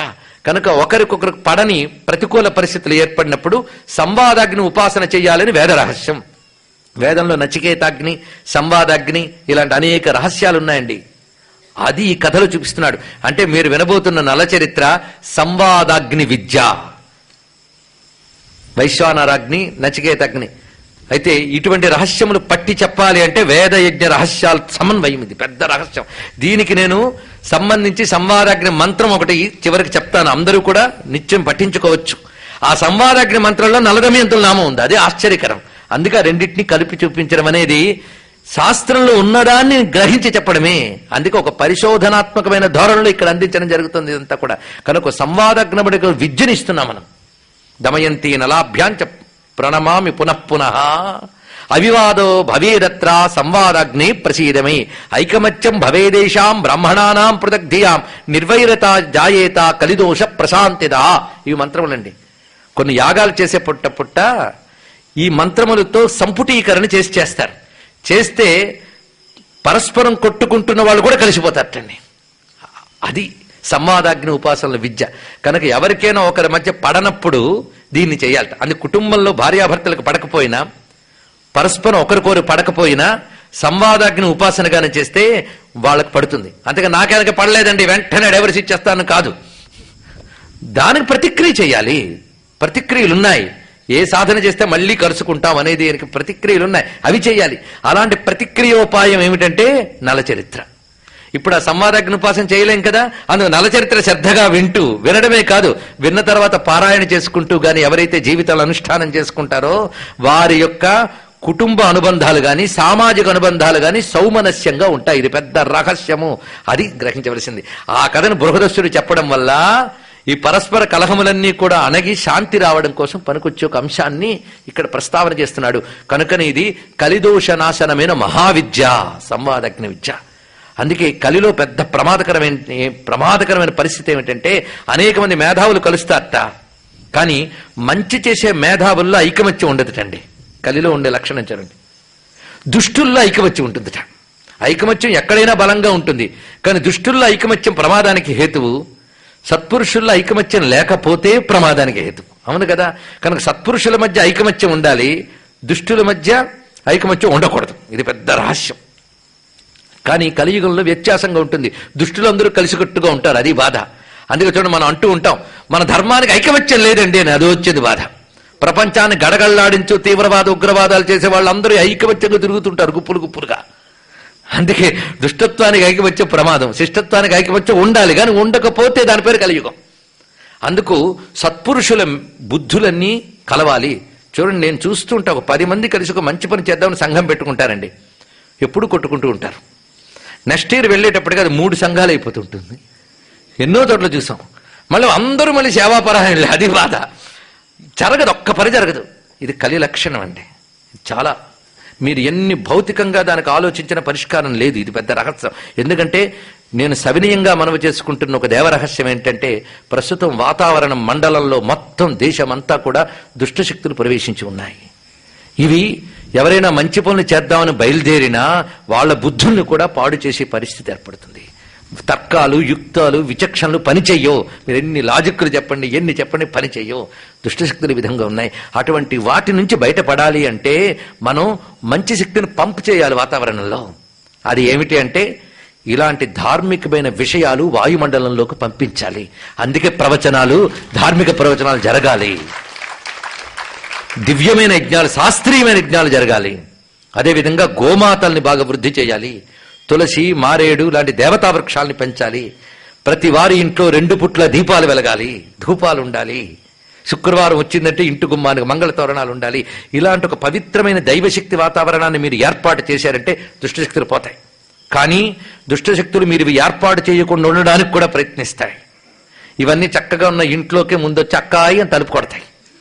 మీరు తలుపు తీస్తారు. తలుపు తీస్తే, అక్కాయి నువ్వు 2 పుట్ల దేవుణ్ణి పెట్టుకుని ఆ సైతాన్ దేవుళ్ళని నమ్మకు, మేము కొత్త దేవుణ్ణి తెచ్చాం, వీడిని నమ్ము, ఆ పటములన్నీ పారవేయి అంటారు. వీడు పారేస్తాడు. ఇంకా దుష్టశక్తులు లోపలికి ప్రవేశిస్తాయి, మనల్ని బాగు చేయనివ్వు. కనుకనే దుష్టశక్తుల నుంచి జాగ్రత్తగా ఉండాలి. కానీ చిత్రం ఏంటంటే మనకు ఐక్యత కుదరదు. అప్పుట్ట ఈ కథను చేయమన్నారు. అందుకే కలిదోషం పోవడం కోసం ఈ కథ వినమని చెప్తూ ఉంటారు. బహుశా కలిదోష నాశనం కోసం ఈ కథ వినాలన్నమాట అందరికీ తెలుస్తుంది, కానీ దాని వెనకాల ఇంత మర్మం ఉందనే విషయం ఇక్కడ చెప్పడం జరిగింది కదా. కానీ కలిదోష ప్రశాంతిదహ అని దీనికి పేరు చెప్పారు. అందుకే ఈ మహావిషయం చెప్పడానికి వచ్చినప్పుడు ఎన్నెన్ని దుష్టశక్తులు విఘ్నాలు కల్పన చేశాయో కూడా అందరికీ అనుభవంలోకి వచ్చి ఉంటుంది. ఎందుకంటే ఇది వింటే బాగుపడిపోతాం కదా, బాగుపడిపోతే ఎలాగా, అందుకు ప్రయత్నిస్తాయి. కానీ కలియుగంలో మీరు కొంచెం నిష్ఠ పెట్టి గాని కూర్చుంటే ఈ యుగంలో సహకరించినంతగా భగవంతుడు ఏ యుగంలో సహకరించినది ఒకటి ప్రత్యేకత ఉన్నది. అందుకు మీరు గట్టిగా కూర్చొని ఆ గోవర్ధన గిరిధారిని నమ్మి కూర్చొని ఈ దివ్య చరిత్ర వినడానికి సంసిద్ధులయ్యారా, కొండ వేల నెత్తి కాపాడి తప్పకుండా మనల్ని అనుగ్రహించి ధర్మ విషయాన్ని విననిస్తాడు. అందుకు ఆయన యొక్క అనుగ్రహం వల్ల మనం ఈ దివ్య చరిత్ర వినే భాగ్యం మనకు వచ్చిందండి. అందుకు ధర్మరాజు భాగ్యం కొద్దీ బృహదస్తుడు ఈ కథ చెప్పాడు. మన భాగ్యం పండి చెప్పే భాగ్యం నాకు, వినే భాగ్యం నాకు కృష్ణ పరమాత్మ కల్పన చేశాడు. గనక ఆయన పాదాలకు నమస్కారం చేసుకుని ఈ దివ్య చరిత్రకు ఉపక్రమిద్దాం. మొత్తానికి ఎన్ని రహస్యాలు ఉన్నాయి. సంవాదాగ్ని విద్య అనబడే ఒక రహస్య విద్య ఉన్నది. ఆ అగ్ని ఏంటండి, ఆ మంత్రం ఏంటండి అంటే ఏం అక్కర్లేదు, అంతా కథలో ఉంది, చాలు కథలో చెప్పేశాడు. ఇప్పుడు చేశారా మన మహానుభావుడైనటువంటి ఈ వ్యాసుని యొక్క దయ ఎంత గొప్పదో. కథారూపంలో యజ్ఞాలిచ్చి మన బతుకుల్ని తరింపజేస్తున్నాడు. కనుక ఈ దివ్య యజ్ఞ ఘట్టంలోకి మనం ప్రవేశిద్దాం. అయా నలుడనేవాడు నిషధ దేశాన్ని పాలించేటువంటి వీరసేనుడు అనేటువంటి మహానుభావుని యొక్క పుత్రుడు. ఇతడు ఎటువంటి వాడు అంటే అనేక అక్షౌహిణీపతి, అనవరత అక్షప్రియుండు, పైగా అజేయంబైన తన తేజంబున బ్రహ్మణ్యుండయి బ్రహ్మోత్తరంబుగా ప్రజాపాలనంబు చేయుచుండే. ఈ మాట చెప్పారు. అంటే బ్రహ్మణ్యుట్ట, బ్రహ్మణ్య అనే శబ్దానికి అర్థం ఏంటంటే బ్రహ్మమునకు హితము చేయువాడు బ్రహ్మణ్యుడు. బ్రహ్మణ్యో దేవకీ పుత్రో బ్రహ్మణ్యో మధుసూదన, బ్రహ్మణ్యో బ్రాహ్మణ ప్రియ చదివారు కదా విష్ణు శాస్త్రంలో. అక్కడ బ్రహ్మణ్య అనే శబ్దానికి జాగ్రత్తగా చూడండి. బ్రహ్మమును రక్షించువాడు బ్రహ్మణ్యుడు. బ్రహ్మము అనే మాటకు అర్థం ఏంటంటే వేదము, ధర్మము, తపస్సు, జ్ఞానము, పరమాత్మ. 5 అర్థాలు ఉన్నాయండి దీనికి. ఇప్పుడు పరమాత్మ అనే దాన్ని ఎప్పుడు ఉన్నదే పక్కన పెడదాం. ఇప్పుడు ఏమిటి, వేదము, ధర్మము, జ్ఞానము, తపస్సు, ఈ 4గింటిని రక్షించేవాడు బ్రహ్మణ్యుడు. ఇది అన్నమాట ఇక్కడ అర్థం. కనుక బ్రహ్మణ్యుండై అంటే అర్థం ఏంటంటే ధర్మరక్షణ చేస్తూ, తపస్సును రక్షిస్తూ, ధర్మాన్ని రక్షిస్తూ ఉన్నాడు. అతను రక్షిస్తున్నాడంటే ఎలాగా, ఎవరైనా ధర్మం పాలిస్తూ ఉంటే నీకెప్పుడు నేను ఉంటానులే అని చెప్పడం కాదు. ధర్మాన్ని రక్షించిన 2 విధాలు. తాను ఆచరిస్తూ ఇతరుల చేత ఆచరింపజేస్తూ, వాళ్ళు ఆచరించడానికి ఏవైనా ఆటంకాలు వస్తే ఆటంకాలు తొలగిస్తూ, ఇది ధర్మరక్షణ అంటే. ముందు తాను ఆచరించకపోతే వాళ్ళకేం రక్షిస్తాడు? కనుక బ్రహ్మణ్యుడు అన్నప్పుడు ఆచరించి ఆచరింపజేసేటువంటి మహానుభావుడు ఈయన. అంత పవిత్రత. అందుకే ఆ పాత్ర గురించి చెప్పాడు అది చెప్పాలి. కానీ నలుడు అందంగా ఉంటాడు, కిరీటం బలే పెట్టుకుంటాడు, 6 అడుగులు వాడు, ఇదిగా చరిత్ర అని బ్రహ్మణ్యుడు, అది గొప్పతనం. పైగా ప్రతాపశాలి పాలకుడు. కానీ అక్షరతుడు అన్నారు. అంటే జూదం అంటే ఇష్టంట. తప్పేం లేదండి, ఎందుకంటే క్రీడగా జూతమునందు ప్రీతి కలిగి ఉండడం మంచిదే. కానీ వ్యసనంగా ఉండరాదు. రెండుగా చిన్న తేడా. రాజైన వాడికి జీవితము వినోదార్థం పనికొస్తుంది. అందుకే మహానుభావుడు ధర్మరాజు కూడా జీవితానికి వెళ్ళడం దోషం కాదట. విదురుడి చేత కబురు పంపిస్తాడు దుర్యోధనుడు చాలా తెలివిగా. ఎందుకంటే విదురుడు అంటే ధర్మశీలి కదా. ఆయన వచ్చి జీవితానికి పిలుస్తున్నాడు. ధృతరాష్ట్రుడు అంటాడు చూడండి. ఎందుకంటే ఏది చేసినా ధృతరాష్ట్రుడి పేరు మీదే చేశాడు దుర్యోధనుడు. నా పేరు మీద చేసుకోని లైసెన్స్ ఇచ్చాడు ధృతరాష్ట్రుడు. అది వాడు పాపాత్ముడు ధృతరాష్ట్రుడు. చూడండి, ఇక్కడ ధృతరాష్ట్రుడు పిలిపిస్తున్నాడని చెప్పి విదురుడు పిలిస్తే ఈ జీవితం అవేవి వద్దంటాడండి మహానుభావుడు. మళ్ళీ 2వ మారు పిలుపు వస్తుంది. పెద్ద ఘట్టంలండి. మొత్తానికి ధర్మరాజును జోదరి అని అనకూడదని నేను చెప్తున్నాను. ఈ విషయం అంతా కూడా జూదమాటం వల్ల ఓడిపోయాడని కాదు ఇక్కడ. కానీ ఏ సమయంలో జూదం వ్యసనమవుతోందో గ్రహించి కంట్రోల్ చేసుకోగలగాలి. అది లేకపోతే దెబ్బతినేస్తాం. కానీ క్రీడగా తప్పు లేదు, కానీ వ్యసనంగా మారకుండా జాగ్రత్త పడాలి. ఇది తెలుసుకోవాలి. లేకపోతే మళ్ళీ అటు ధర్మరాజుని నలుణ్ణి నిందించకూడదు. ఇది ఇంకొక్కటి తెలుసుకోవాలి. ఏంటంటే మహాపురుషుల చరిత్రలు మనం చదివేటప్పుడు ఎక్కడో రాముడు కృష్ణుడు లాంటి వాళ్ళు వదిలేస్తే వాళ్ళు ఆజన్మ శుద్ధులు. ఎక్కడ ఇసుమంత కూడా అధర్మం ఉండదు రామకృష్ణుల్లో. ఎక్కడో అధర్మం కనిపిస్తే అది అనిపించిందే తప్ప లేదు అక్కడ. మనకి ఉన్నట్టు మనకు అనిపించింది. అప్పుడు పెద్దలను అడిగి సమాధానం చెప్పుకోవాల్సింది. కానీ రాముడు కృష్ణుడి జీవితంలో ఇసుమంత కూడా అధర్మం లేదండి. కానీ మహాత్ములు వాళ్ళ చరిత్రలో ఎక్కడో చిన్న చిన్న లోపాలు ఉంటాయి. కానీ ఆ లోపాలను మనం ఎంచకూడదు. వాళ్ళు దాని నుంచి తిరిగి బయటపడి గొప్పవాళ్ళు అయ్యారే, దాన్ని మనం ఆదర్శంగా తీసుకోవాలి. అందుకే ధర్మరాజు జోదం ఆడలేదు కదా, ఆడాడు కదా, నేను ఆడతాను బయలుదేరమని కాదు ఇక్కడ అర్థం. అంత మహానుభావుడు కూడా జూదం పట్టుకుంటే దెబ్బతిన్నాడు కనుక దాని వైపు వెళ్ళకూడదని తెలుసుకోవాలి. పాజిటివ్ లిజనింగ్ అండి. ఎలా వినాలో తెలియండి ఇక్కడ. అంతేగాని మహాత్ములను ఎప్పుడు నిందించకూడదు. వాళ్ళ మహా చరిత్రలో ఏదో కించిత్ దోషం వలె ఒకటి కనబడవచ్చుగాక, దాని నుంచి నువ్వు పాఠం నేర్చుకోవాలే తప్ప ఆ ఒక్క గుణం చూపించి వాళ్ళని మనం నిందించరాదు. ఇది కూడా తెలుసుకోవాలి. అందుకే నలునికి ఇక్కడ అక్షక్రీడారతుడు అని తర్వాత కథకు పనికొచ్చే ఒక లక్షణాన్ని చూపించారు. అలాంటి మహానుభావుడు ఆసీత్ రాజా నలో నామ వీరసేన సుతోబలి ఉపపన్నో గురైరిష్టై రూపవాన్ రూపకోవిద అశ్వకోవిద. ఇక్కడ ఉపపన్నో గురైరిష్టై. ఇక్కడ మాట మొట్టమొదటి వ్యాసుడు ఎలా పరిచయం చేశారంటే సద్గురువుల్ని ఆశ్రయించి జ్ఞానం పొందినవాడు ధర్మనిష్ఠుడిని పరిచయం చేశాడండి. అలాంటి మహానుభావుడు ఆయన తన తండ్రి వీరసేనుడు, ఈయన యువరాజుగా ఉన్నాడు నలుడు. అయితే ఈ నలుడు రూపవంతుడు, గుణవంతుడు, ధర్మశీలి. అటువంటి ఈయన వ్యక్తిత్వం అప్పుడే వ్యాపించిపోయింది రాజన్యలోకంలో. ఈయన ఇలా ఉంటూ ఉంటే మరొక దేశాన్ని పరిచయం చేస్తున్నారు. అది విదర్భ దేశం. అక్కడ భీముడు అనేటువంటి వాడు రాజు. ఆయనకి సంతానం లేక ఒకప్పుడు అక్కడికి వచ్చినటువంటి దమనుడు అనేటువంటి ఒక మునిని ఆశ్రయించారట భార్యా సమేతుడై. ఆ ముని తపస్సు చేత అనుగ్రహించాడు. ఆ ముని యొక్క తపస్సు యొక్క వరం వల్ల ఆ తల్లికి వారికి సంతానం కలిగింది. ఆ దంపతులకి ఆ సంతానం మొత్తం 3 పుత్రులు, 1 పుత్రిక కలిగారు. పుత్రిక పేరు దమయంతి, పుత్రుల పేర్లు దమ, దాంత, దమన. పేర్లు చూడండి ఎలా ఉన్నాయో. దమ, దాంత, దమన, దమయంతి. నేను చిట్ట చివరికి పేర్లను డీకోడ్ చేస్తా. అప్పుడు మనకు తెలుస్తుంది అసలు ఇది ఎలాగ తత్వశాస్త్రానికి సహకరిస్తుందో. ప్రతి పేరు గుర్తుపెట్టుకోండి. దమ, దాంత, దమన వాళ్ళ పేర్లు. ఆమె పేరు దమయంతి. గురువుగారి పేరు దమనుడు. ఆ గురువు ఆశీర్వచనం వల్ల లభించింది కనుక గురువు పేరు వచ్చిన పెట్టుకున్నారండి వీళ్ళు. అంత కృతజ్ఞత గురువు పట్ల వాళ్ళకి. కనుక మహర్షి యొక్క తపస్సుకు ఫలితంగా ఆశీర్వదిస్తే ఈ దంపతులకు కలిగినటువంటి సంతానం గనక వీళ్ళలో అటువంటి పవిత్రత ఉంటుంది అని ముందే మనకి తెలుస్తున్నది. అటువంటి ఆ దమయంతి అద్భుతమైనటువంటి గుణము, శీలము, సల్లక్షణములు కలిగినటువంటి శరీరంట. ఎందుకంటే యుగములు వేరండి. రాముడి కంటే పూర్వయుగం నల్లు చరిత్ర ఎప్పటిదో. ఎందుకంటే సీతమ్మ కూడా ఆదర్శ దంపతుల గురించి చెప్పినప్పుడు నైషధం దమయంతివా అని చెప్తుంది సుందరకాండలో.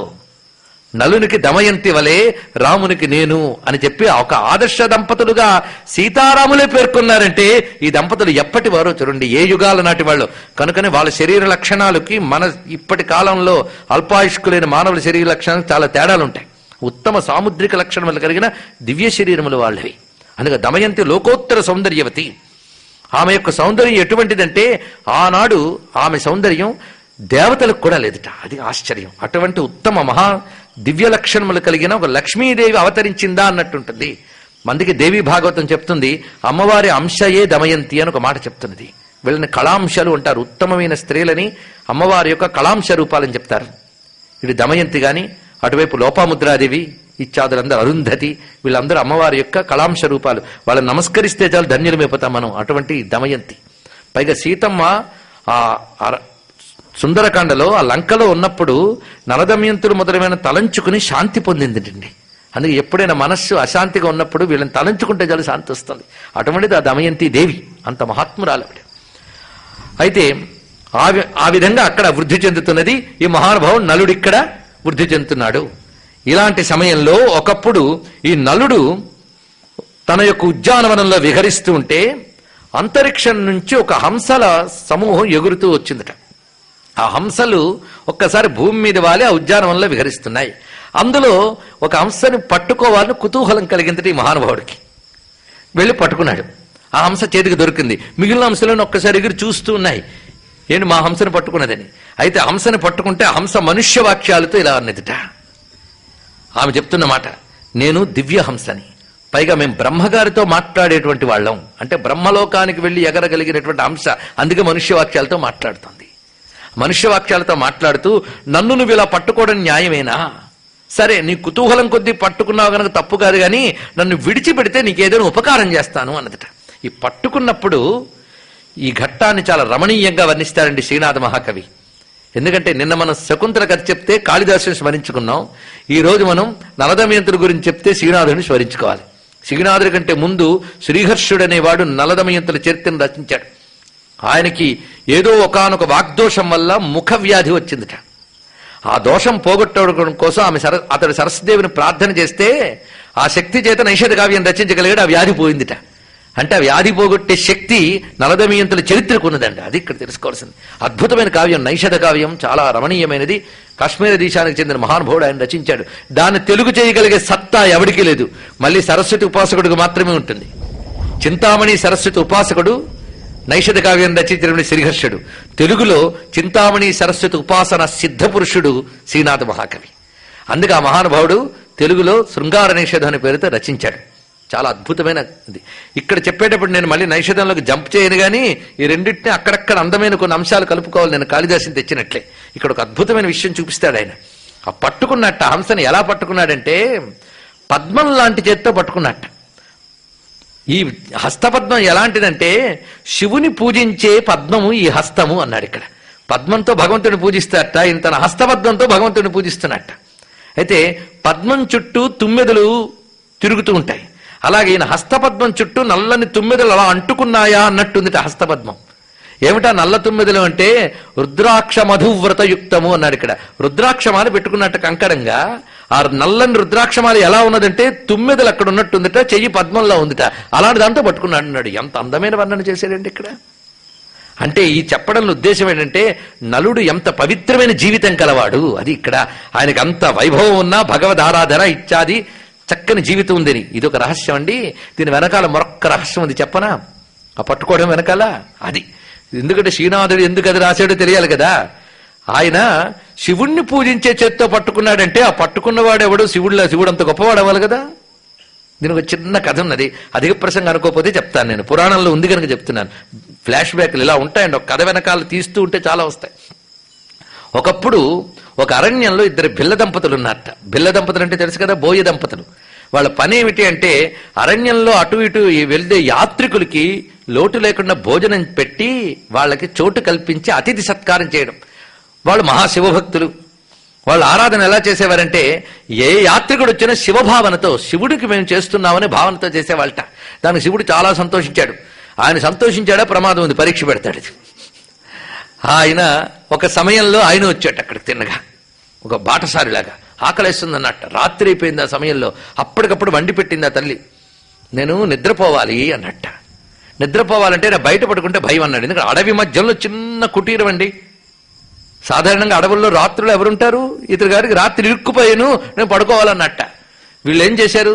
అతిథికి ఇల్లు అప్పగించి వీళ్ళు బయట పడుకున్నట్టండి. ఇక్కడ చిత్రం అది. ఆ సమయంలో ఒక పులి వచ్చి వీళ్ళని తీసిందిట.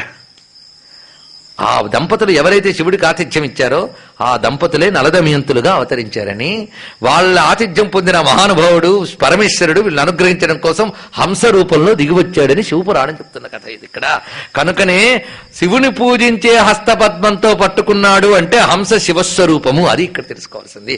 సాక్షాత్ శివుడే దౌత్యం నడిపాడంటే ఈ దంపతులు ఎటువంటి వాళ్ళో. కనుకనే దూరంగా ఉన్న వాళ్ళని దగ్గర చేయడం శివుడికి అలవాటు, దూత రూపంలో వచ్చి. అవునా లేదా? రామాయణంలో ఈ శివుడే కోతి రూపంలో వచ్చి దౌత్యం నెరపాడు పెళ్ళైన తర్వాత.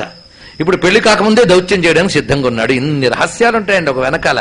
ఎందుకంటే సర్వపురాణ శాస్త్రవేత్త గనక శ్రీనాథుడు ఈ ఉపమానం వాడాడు. ఇది గ్రహించవలసిన అంశం. అందుకు ముఖ్యమైన అంశం హంసావతారం అని అంటారు శివుడిది. ఇది ఇంత ప్రత్యేకమైనది. అందుకే బ్రహ్మగారితో మాట్లాడేవాడిని నేను, మనుష్య వాక్యాలతో మాట్లాడానని అప్పుడే తెలుసుకోవాలి సామాన్యుడు కాడని. అందుకు వర్ణించాడు, శివుణ్ణి పూజించే చేత్తో పట్టుకున్నాడు అని చెప్పడం. అందుకు నువ్వు నన్ను విడిచిపెడితే నీకు ఉపకారం చేస్తాను. అదేమిటంటే నువ్వు ఎవరి గురించి ఆలోచిస్తున్నావో నాకు తెలుసు. నీకు ఒక వార్త వచ్చింది, దమయంతి అని ఒక మహా సౌందర్యవతి ఉన్నదని, ఆమె నాకు భార్య అయితే బాగుండు అని నీకు ప్రీతి భావం ఒకటి కలిగింది కదా. సరే, ఆమెకు నీ గురించి చెప్పి నీపై ఆమెకు ప్రీతి కలిగేలా చేస్తాను, దౌత్యం నడుపుతాను అన్నది హంస. సరే అన్నాడు, ఆనందించాడు, విడిచిపెట్టాడండి. హంసల సమూహంతో బయలుదేరి విదర్భ దేశానికి చేరింది ఈ హంస. అక్కడికి చేరి అక్కడ క్రీడోద్యానంలో విహరిస్తున్నటువంటి దమయంతి కనబడేలా వాలేటివి. దమయంతి చూస్తూ మురిసిపోతూ ఉంటే దగ్గరికి వెళ్తూ ఆ చుట్టూరే తిరిగిందిట.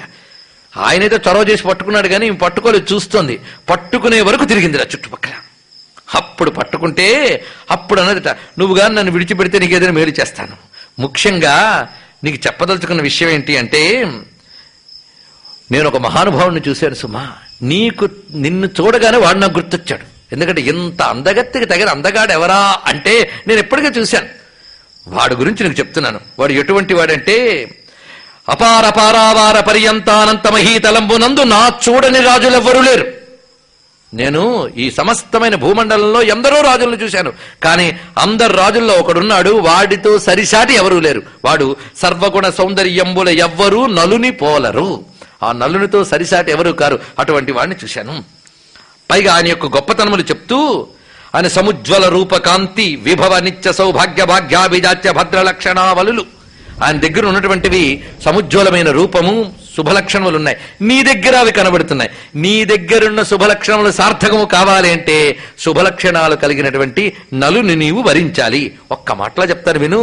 నారీరత్తంబు నీవు, పురుషరత్తంబు అతడు. అంత దగ్గర చెప్పింది. స్త్రీలలో నిన్ను మించిన గొప్పది లేదు, పురుషుల్లో అతన్ని మించిన గొప్పవారు లేరు. అందుకు మీ ఇద్దరి సమాగంబు అన్యోన్య శోభాకరంబు. మీ ఇద్దరికి వివాహం జరిగితే మేడ్ ఫర్ ఈచ్ అదర్లా ఉంటారు, ఒకరికొకరు అంత చక్కగా సరిపోతారు సుమా అని హంస చెప్పింది. అప్పుడు నాకేదైనా ఉపకారం చేస్తానన్నావు కదా, నా అభ్యర్థన ఏమిటంటే, ఆయన గురించి నా దగ్గర ఇంత గొప్పగా ఎలా చెప్పావో నా గురించి ఆయన దగ్గర కూడా కొంచెం చెప్పి నాపై ప్రీతి కలిగేటట్టు చెయ్యవా అని అడిగింది. తప్పకుండా చేస్తాను. అప్పటికే చేసింది, ఆ విషయం తెలియదు. తప్పకుండా చేస్తాను అని చెప్పి బయలుదేరింది. ఆ రాజు గుణములు నాకెరిగించినట్టులు నన్ను ఆ రాజునికి ఎరిగించి కరుణ నా యందు గావింపుము ఆరంగననుడు నిషద విషయమున కరిగి ఆ హంస వీరసేనజునకు దాని గుణరూప విభవములు చెప్పే. వీరసేన పుత్రుడైన నలునికి, నిషద దేశాధీశుడైన నలునికి ఆ విషయములన్నీ చెప్పినది. దానితో ఒకరి పట్ల ఒకరికి తెలిసింది గనక మరింత ప్రీతిభావం పెరిగింది ఉభయులకి కూడా. అది గమనించినటువంటి తండ్రి ఇంకా స్వయంవరాన్ని ఏర్పాటు చేయాలనుకున్నాడు. ఎందుకంటే రాజ సంప్రదాయం ప్రకారంగా ఒకరికొకరి పట్ల ప్రీతి కలిగించిన స్వయంవరం అనే పేరుతోనే దానికి సాఫల్యం చేయాలట. ఎందుకంటే స్త్రీ తన ఇచ్ఛకి తగ్గట్టు సరైన వారిని ఎంపిక చేసుకోవడం అనే ఒక లక్షణం అక్కడ పెట్టారు. పైగా దానికి యోగ్యులైన రాజన్యులందరూ అక్కడికి వచ్చారు. పైగా ఒక రాజు ఇంట్లో ఆ రాజు కుమార్తె ఒక రాజుని వరించిందన్న వార్త ఆ కాలపు రాజులందరికీ తెలియడం, అది స్వయంవరానికే వస్తుంది. ఆ స్వయంవరంలో వచ్చినప్పుడు స్పర్ధలు ఉండవు. అవి జరిగిన తర్వాత సంతోషించి వాళ్ళందరూ కూడా ఆ వివాహంలో ఆశీర్వచనం చేసి వెళతారు. ఇది అప్పుడు సంప్రదాయం. కానీ స్వయంవర సంప్రదాయం ఆనాటి నుంచి ఉన్నదనమాట. ఆ విధంగా ఆ వైదర్భుడు నిఖిల ధరావలయములోన కలుగు రాజన్యులను నానా విషయాధీశ్వరులను రావించన్ తత్స్వయంవర వ్యాజమునన్.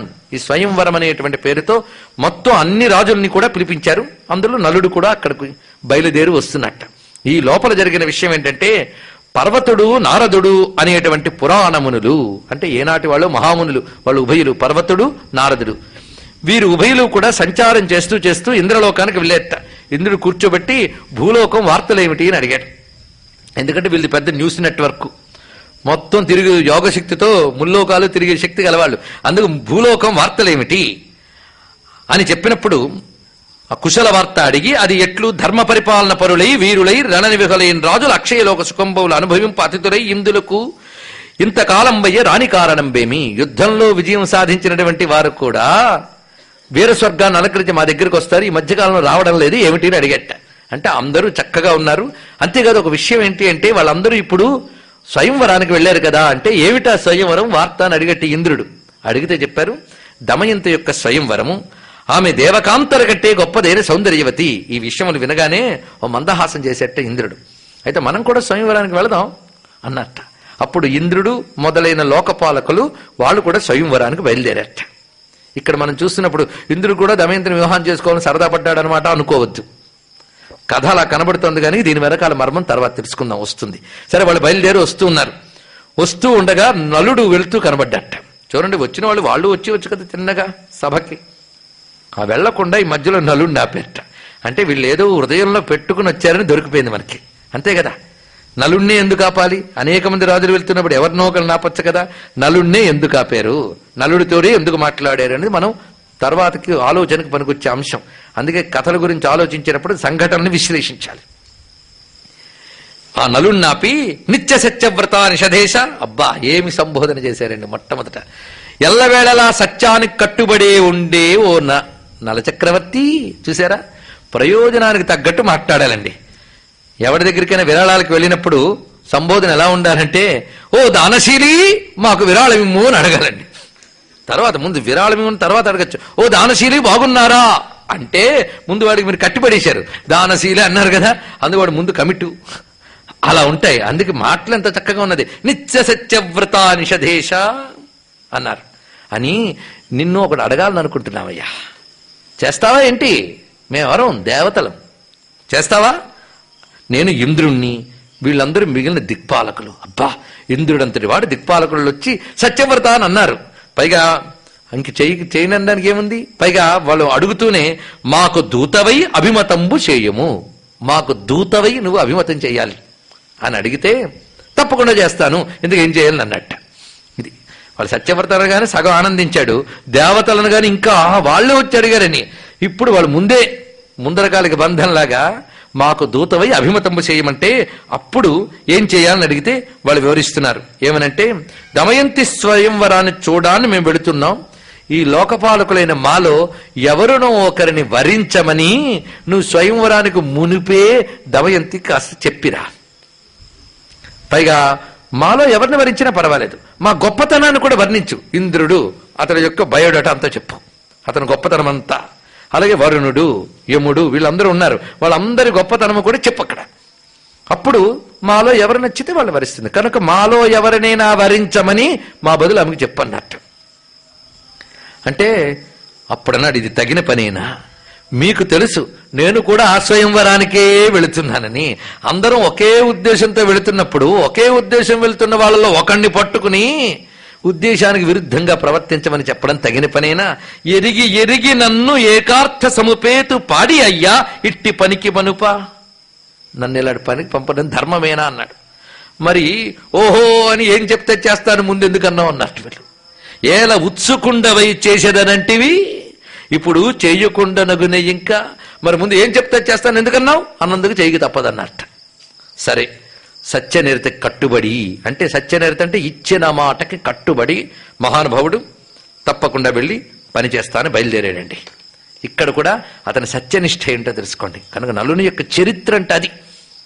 వాడు ఏ సుఖపడ్డాడో ఏం కష్టపడ్డాడో తెలుసుకోవడం కాదు, సుఖదుఖాల్లో ఎలా ప్రవర్తించాడో తెలుసుకోవాలి. ఎప్పుడైనా మహాత్ముల చరిత్రని అలా పరిశీలించాలి.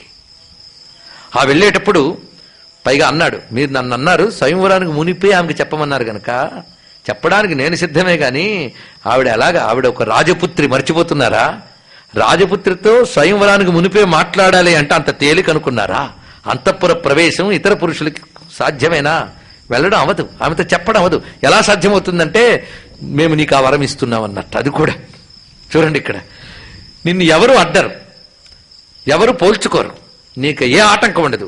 తిన్నగా వెళతావు, ఆ అంతఃపురంలో ఉన్న దమయంతికి మాత్రమే నువ్వు కనబడతావు, నీకు దమయంతి కనబడుతుంది, దమయంతి చెలికత్తెలకు నువ్వు కనబడతావు, ఎవరికి కనబడవు, వెళ్ళు అన్నట్టు. అంత మరి సదుపాయం ఇచ్చి మరి పంపించారు. ఇక్కడ చూడండి, ఎందుకు వాళ్ళ పని కోసం. కనుక స్వయంవరం జరక్క ముందే ఆయన అక్కడికి వెళ్ళగలిగాడు. వెళ్ళి చూసేటప్పటికల్లా ఆమె సౌందర్యాన్ని చూశాడు. సౌందర్యము అన్నప్పుడు కేవలం ఆకర్షణ మాత్రమే కాదు, సల్లక్షణములు దివ్య లక్షణములు ఆమె శరీరము నుంచి అద్భుతంగా స్ఫురిస్తూ ఉన్నాయట. పైగా హంసచే తన వినినంత కంటెను రూప విభవ అతిశయమున వెలయుదా అని హంస వర్ణించి చెప్పింది అంతకంటే గొప్పగా ఉంది. ఆమె అంత చెప్పింది కానీ అంత లేదన్నట్లేదు. చెప్పిన దానికంటే ఇనుమడించిన సౌందర్యం. పైగా సురకన్య కలయట్టి సురుచిర శతకన్య కాళిచే పరివృత అయిన దాని చుట్టూ ఉన్న చెలికత్తెలే దేవకాంతల్లాగా ఉన్నట్ట. ఈమె ఎలా ఉన్నదంటే దాసీభూత సమస్త దేవవనితాంలా ఉందిటండి. దేవకాంతల నడుము ఉన్న మహాలక్ష్మి వలె ఆమె ప్రకాశిస్తున్నది. అటువంటి ఆమెను చూసి నిలబడి ఉన్నాడు. వెంటనే స్త్రీ సహజమైనటువంటి బిడియంతో మిగిలిన స్త్రీలందరూ లేచి నిలబడి ప్రక్కకు తొలగితే ఈమె చూస్తూ ఆశ్చర్యపోయి ఉన్నదిట. ఏమిటి ఇతడు, లక్షణాలు బట్టి చూస్తుంటే నలుడు అనిపిస్తున్నది అని. ఇతనికి స్పష్టంగా తెలిసింది దమయంతిని. అప్పుడు ఆమె అన్నదిట, నీవు మహానుభావుండవు, ఎవ్వండవు, ఇందులోకి ఏమి కారణంబున ఏకతంబున వచ్చితివి, అత్యుగ్ర శాసనుండైన మదీయ జనకు చేత సురక్షితంబిది. ఇక్కడికి రావడం మహా కష్టం. ఎందువల్ల వచ్చేవు అని అడుగుతున్నాను కానీ ఎలా రాగలిగేవు అనేది కూడా అడుగుతున్నాను. ఎందుకంటే మా నాన్నగారు అత్యుగ్ర శాసకుడు, ఆయన పెట్టిన సెక్యూరిటీ అంతా ఇంత కాదు. అలాంటి దాన్ని ఛేదించుకుని ఎలా రాగలిగేవు నువ్వు అంటే మాట్లాడుతున్నాడు. ఇక్కడ మీరు నలుడిని పరిశీలించండి మాట్లాడేటప్పుడు. ఎందుకంటే ఇతడికి ఒక ఉద్దేశం ఉంది, వాళ్ళు పంపించారు దానికి విరుద్ధంగా. అటువంటప్పుడు తనకు అనుకూలంగా మాట్లాడచ్చుగా. ఇదిగో నేను నిన్ను చేసుకుందామని వచ్చు కానీ మధ్యలో వాళ్ళు అడ్డుకున్నారని మొదలెట్టచ్చుగా. కానీ మహానుభావుడు వాళ్ళకి ఇచ్చిన మాట ప్రకారంగా వాళ్ళకి దూతగా వచ్చినప్పుడు వాళ్ళకు అనుకూలంగా మాట్లాడాడు. చూడండి, ఎక్కడ కపటం లేదు. అది అతడి యొక్క గొప్పతనం. ఎక్కడ కపటం లేదు. నేను మీరు చెప్పినట్టు చేస్తాను అన్నప్పుడు దూత ఎప్పుడు ఎలా మాట్లాడాలంటే తాను ఎవరి నిమిత్తమై వచ్చాడో వారికి పని సానుకూలమయ్యేట్టు మాట్లాడాలి. అందుకు ఎంత చక్కగా మాట్లాడుతున్నా చూడండి. ఏను దేవదూతను ఇంతి నలుండను వాడ.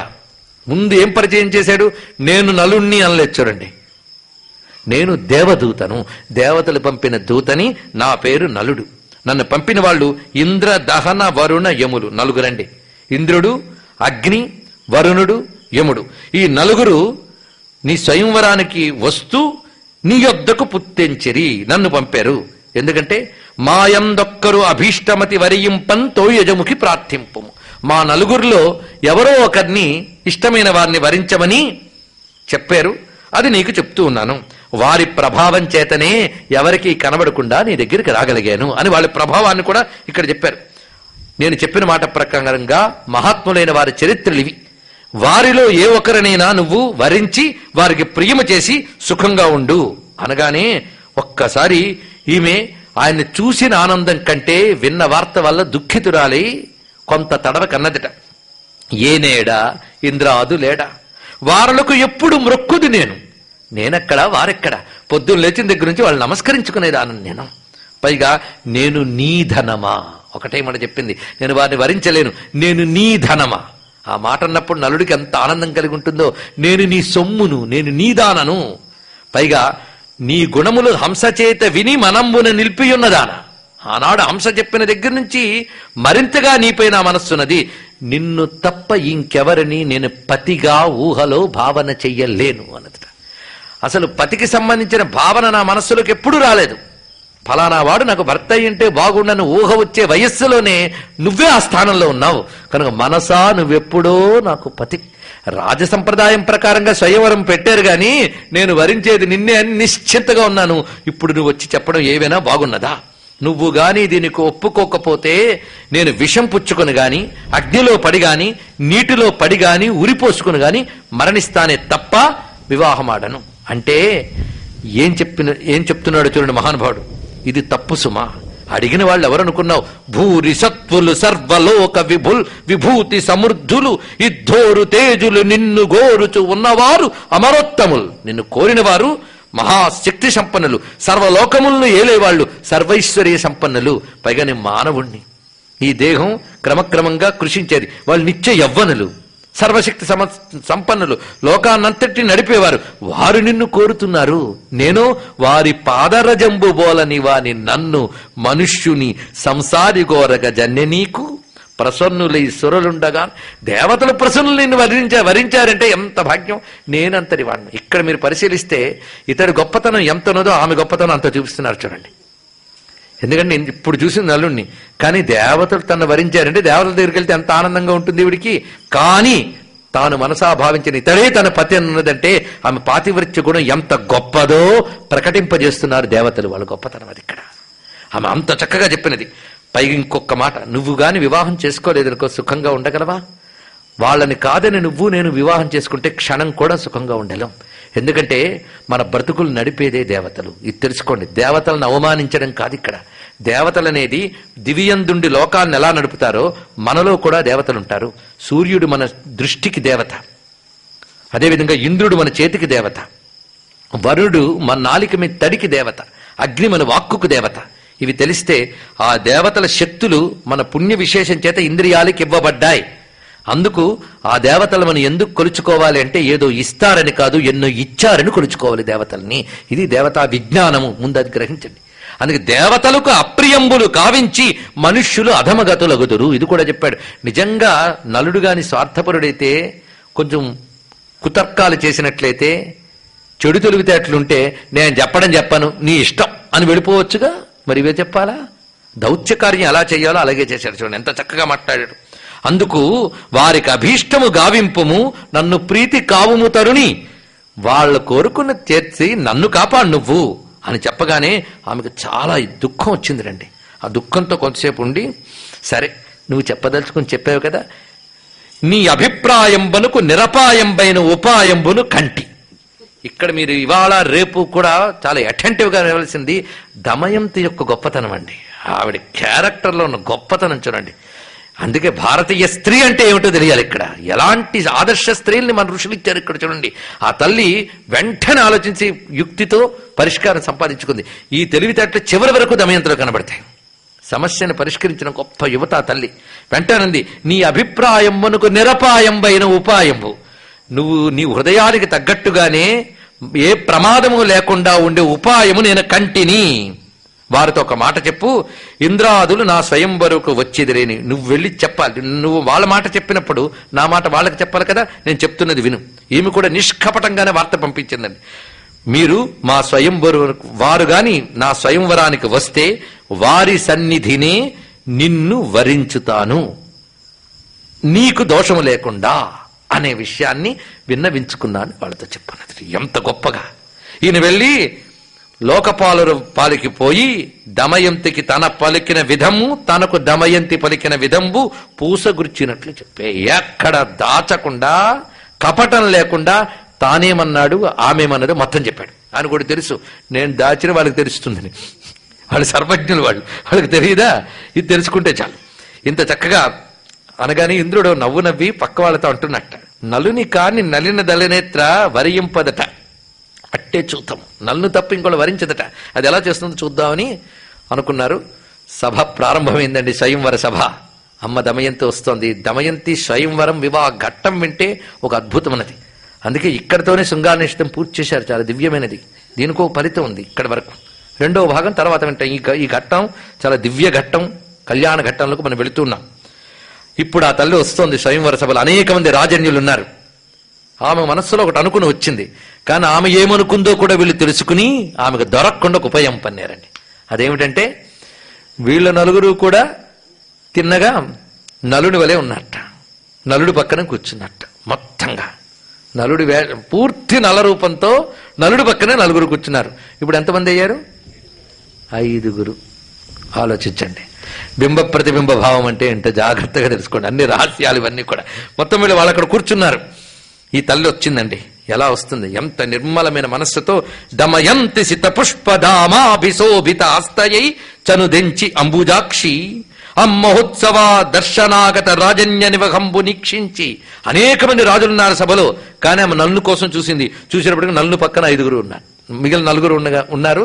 చూసినది పెద్ద చిక్కు. ఆవిడేదో ప్లాన్ వేసుకుని వస్తే 5 నలుగురు నిలబడ్డారు, పంచనలులు. అప్పుడు ఆవిడికి ఈ చిక్కును ఎలా పరిహరించాలి? ఎంత తెలివైనామంటే ఒక ఊహ చేసుకు ఉపాయం తెచ్చుకొచ్చింది కానీ ఆ ఉపాయానికి విరుద్ధంగా ఇక్కడ తయారైంది సన్నివేశం. వెంటనే క్షణంలో మరొక ఉపాయం తెచ్చుకొచ్చింది ఆ తల్లి. చూడండి, అది ధైర్యంగా ఎలా ఎదుర్కోవాలి సమస్యను అనేది నేర్చుకోండి. ఆ ప్రశాంతమైన చిత్తంతో ఆ తల్లి అక్కడికి వచ్చింది. తిన్నగా ఆ 5గురు ఉన్న చోటుకి వచ్చి నమస్కరించింది. అయితే ఇక్కడ ఆమె నమస్కరించింది అనే మాట మాత్రమే నన్నయ్య గారు రాశారు, కానీ మూలంలోకి వెళ్ళాలి. ఆ రెండు సమన్వయించి కదా మనం చెప్తున్నాం. ఆవిడ అక్కడికి వచ్చి నిలబడి దేవతలను ఉద్దేశించి మనసా ప్రార్థన చేస్తుంది. బయటికి కాదు, వాళ్ళకి తెలియదా అండి మనసు ప్రార్థన చేస్తుంది. ఈ ప్రార్థన చాలా దివ్యమైన ప్రార్థన. దేవేభ్య ప్రాంజలిర్భూత్వా వేపమానేదమబ్రవీత్.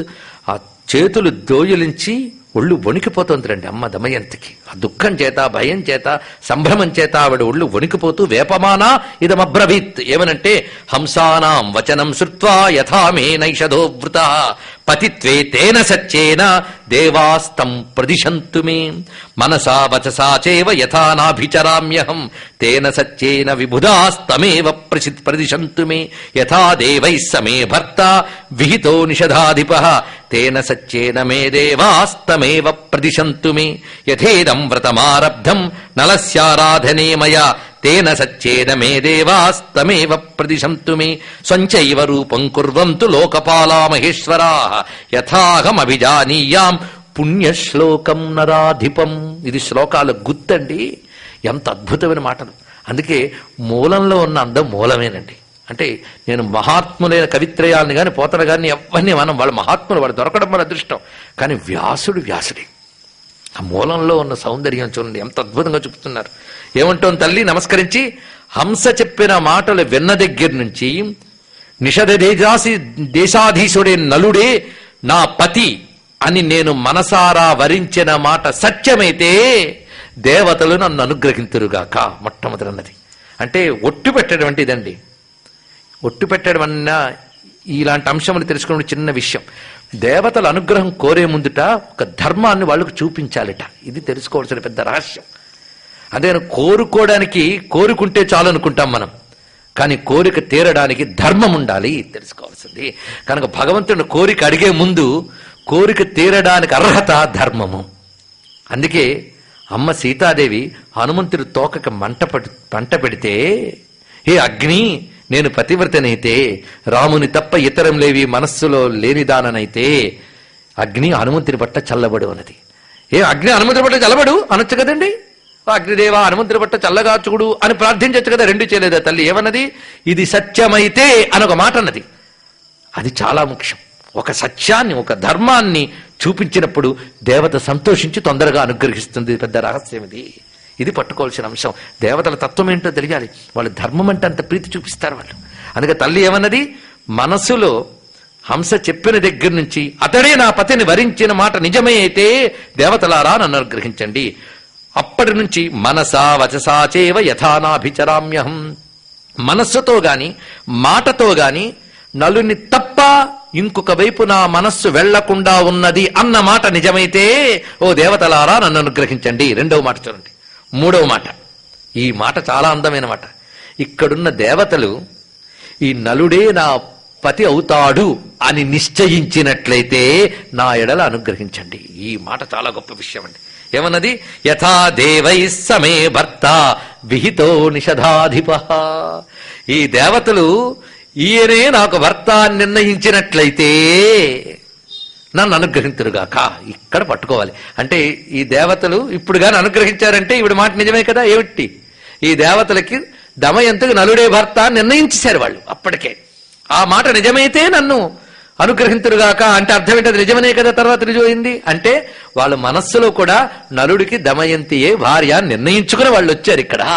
మరి డ్రామా అంతా ఏమిటి అంటే ఏమిటో తర్వాత తెలుస్తుంది చూడండి. మొత్తానికి ఈ తల్లి ఎంత చక్కటి మాట్లాడిందండి. ఈ దేవతలు ఈ నిషధాధీశుడే నా పతి అని నిర్ణయించినట్లయితే నన్ను అనుగ్రహింతుడు కాక. అంతేకాదు, నేను ఈయన నాకు పతి కావాలనే వ్రతంలో ఉంటూ ఆయన కోసమే ఆరాధన చేస్తున్న దానినైతే దేవతలను అనుగ్రహింతుడు కాక. అంటే నాకు అతడు పతి కావాలని ఆమె ఉపాసన చేస్తుంది ఇంతకాలం. ఇది తెలియాలంటే దేవి భాగవతం చూడాలి. దేవి భాగవతం తల్లి అమ్మవారి భక్తురాలండి. మనం ఇద్దరు అమ్మవారు మహాభక్తులు కథ చెప్పబోతున్నాం. దీనివల్ల అమ్మవారు సంతోషిస్తారు. ఇక్కడ ఒక తల్లి వచ్చింది, ఇక్కడ దమయంతి. అందుకే అప్పటి నుంచి ఆరాధన చేస్తున్న దాననైతే. అంతేకాదు, ఈ దేవతలు నన్ను ఎలా అనుగ్రహించాలి అంటే, నేను ఏ విధంగా నలుణ్ణి పోల్చుకోగలనో ఆ విధంగా వీళ్ళే నాకు తెలియజేయాలి అన్నదిట గొప్ప మాట. నలుణ్ణి పోల్చుకునే విధంగా వీరు నాకు తెలియజేయుదురుగాక. ఇక్కడ ఒక మాట అన్నది, పుణ్యశ్లోకం నరాధిపం. ఈ మాట గుర్తుపెట్టుకోండి. ఈ పుణ్యశ్లోకుడు అనే మాట నలచరిత్ర మొదటి నుండి చివరి వరకు సుమారు 100 మార్లు వస్తుందండి. మాటిమాటిగా అంటాడు పుణ్యశ్లోకుడు. ఎందుకు రేపు నేను చెప్తాను, చెప్పకపోతే అడిగి మరీ తెలుసుకోండి. అది గొప్ప విషయం, పుణ్యశ్లోకుడు. అప్పుడు వాళ్ళు మందహాసం చేశారట. వెంటనే ఇంద్రుడిగా వరుణుడిగా మారలేదు. చూడండి ఇక్కడ తెలివి. ఆవిడ తెలివితేటలు పరీక్షించాలి కదా మరి. ఆవిడ ఎంత తెలివైన ఆవిడ చూడండి. వెంటనే వాళ్ళు ఏం చేశారు అంటే, అనిమిషలోచనంబులు అశ్వేదగాత్రంబులు నొప్ప అవనీతలమ్మ ముట్టక ఆసన్నులై నిలిచెరి. వాళ్ళు వెంటనే చేసింది ఏంటంటే, సాపశ్యత్యుబుధాన్ సర్వాన్ అశ్వేదాన్ స్తబ్ధలోచనాన్ హృతస్రగ్రజోహీనాన్ స్థితాన స్పృశతక్షితం. మూలంలో మరికొన్ని ప్రత్యేకతలు ఉన్నాయి. ఆమె కళ్ళు మూసుకుని ప్రార్థన చేసి కళ్ళు తెరిచేటప్పటికల్లా 5 ఒకే రూపాలతో ఉన్న తేడా తెలిసిపోయిందిటండి వీడికి. ఎలా అంటే, వాళ్ళు అనుగ్రహించి ఆ తేడా చూపించేటప్పటికప్పుడు. ఎలాగంటే, వాళ్ళ నలుగురికి చెమటలు పట్టట్లేదు, నలుడికి చెమట పడుతోంది. ఎందుకంటే చెమట పట్టడం మానవదేహ లక్షణం, దేవతలకు చెమటలేదు. అందుకే వాళ్ళ అశ్వేదులు. పైగా వాళ్ళ కన్ను రెప్ప పడట్లేదు, వాళ్ళ పేరు అనిమిషులు. ఈయన కన్నురెప్పలు పడుతున్నాయి. టెన్షన్తో చెమట పట్టలేదండి, ఆయనకి మానవ సహజ లక్షణం చేసి చెమట పట్టింది. అదేవిధంగా ఇక్కడ కనురెప్ప పడలేదు వాళ్ళకి, ఈయన పడుతూ ఉన్నాయి. మానవుడు కనురెప్ప పడుతూ ఉంటుంది, ఏం చేస్తాం? వాళ్ళు అనిమిషులు. ఇది 2వ లక్షణం. ఇంకోటి, వాళ్ళు వేసుకున్నటువంటి హారములు అవన్నీ కూడా ఏమాత్రం ఆడకుండా స్వచ్ఛంగా ఉన్నాయి. పైగా దుమ్ము అనేది లేదు వాళ్ళ శరీరానికి ఎక్కడ. ఇతనికి కాస్త మానవ శరీరం కనుక దుమ్ము ప్రయాణ సమయాల్లో అట్లా పడవచ్చు. అదే రజోహీనాన్ అన్నారు ఇక్కడ, అది లేదు. పైగా వాళ్ళ పాదములు నేలకు తాకట్లేదు, ఈయన పాదాలు నేలకు తగులుతున్నాయి. ఎందుకంటే భూమికి తగలవు దేవతల పాదాలు. ఇది చూడండి, భూమికి తగలకుండా నడుస్తారు దేవతలు, భూమిలో దిగబడేటట్టు నడుస్తారు రాక్షసులు. భూమిని తన్నకుండా ఏడవకుండా నడువాలి మానవులు. ఇది తెలుసుకోండి. అది ఈడుపు కాళ్ళు ఏడుపు కళ్ళు కూడదని పెద్దవాళ్ళు చెప్తారు. ఈ 2 అలక్ష్మి లక్షణాలు. ఒక ఈడిచి అదిగో వస్తున్నాడు, సౌండ్ వచ్చింది అంటే వాడెవడో రాక్షస జాతి పడి ఉంటాడు. సౌండ్లు వచ్చేటట్టు నడవడం, ఈడిచేటట్టు నడవడం మంచిది కాదండి. అది ఆ జాతుల లక్షణాలు, కూడదది. కనుక ఎవరు ఎలా నడుస్తారో తెలిస్తే ఎలా నడవాలో మనకు తెలుస్తుంది. మొత్తానికి అలాగని భూమికి తగలకుండా నడిచే ప్రయత్నం చేయొద్దు, మానవుల్లో నడుగుదాం చాలు. ఇక్కడ పాదాలు తగలకుండా ఉన్నాయట. దీన్ని బట్టి ఆ తల్లి వెంటనే పోల్చుకుని అందులో నలుడికి అంటే చెమట పడుతూ భూమికి పాదాలు తగిలిస్తూ ఎవడు కూర్చున్నాడో వాడి మెడలో ఆ దేవతలు నమస్కారం చేసి వాడి మెడలో మాల వేసింది వరమాల. మొత్తం మీరు ఎలా చప్పట్లు కొట్టారో అలా చప్పట్లు కొట్టారు అక్కడ రాజులందరూ కూడా. దేవతల సాధువాదముతో మొత్తం దేవతలందరూ సాధు సాధు అన్నట్ట. విప్రాసి రవంబుతో బహుతూర్యా రావంబులు శలగెను. ఆ విధంగా అద్భుతమైనటువంటి ధ్వనులు మంగళవాదములు మ్రోగే ఆ సమయంలో అప్పుడు వివాహం జరుగుతున్నది.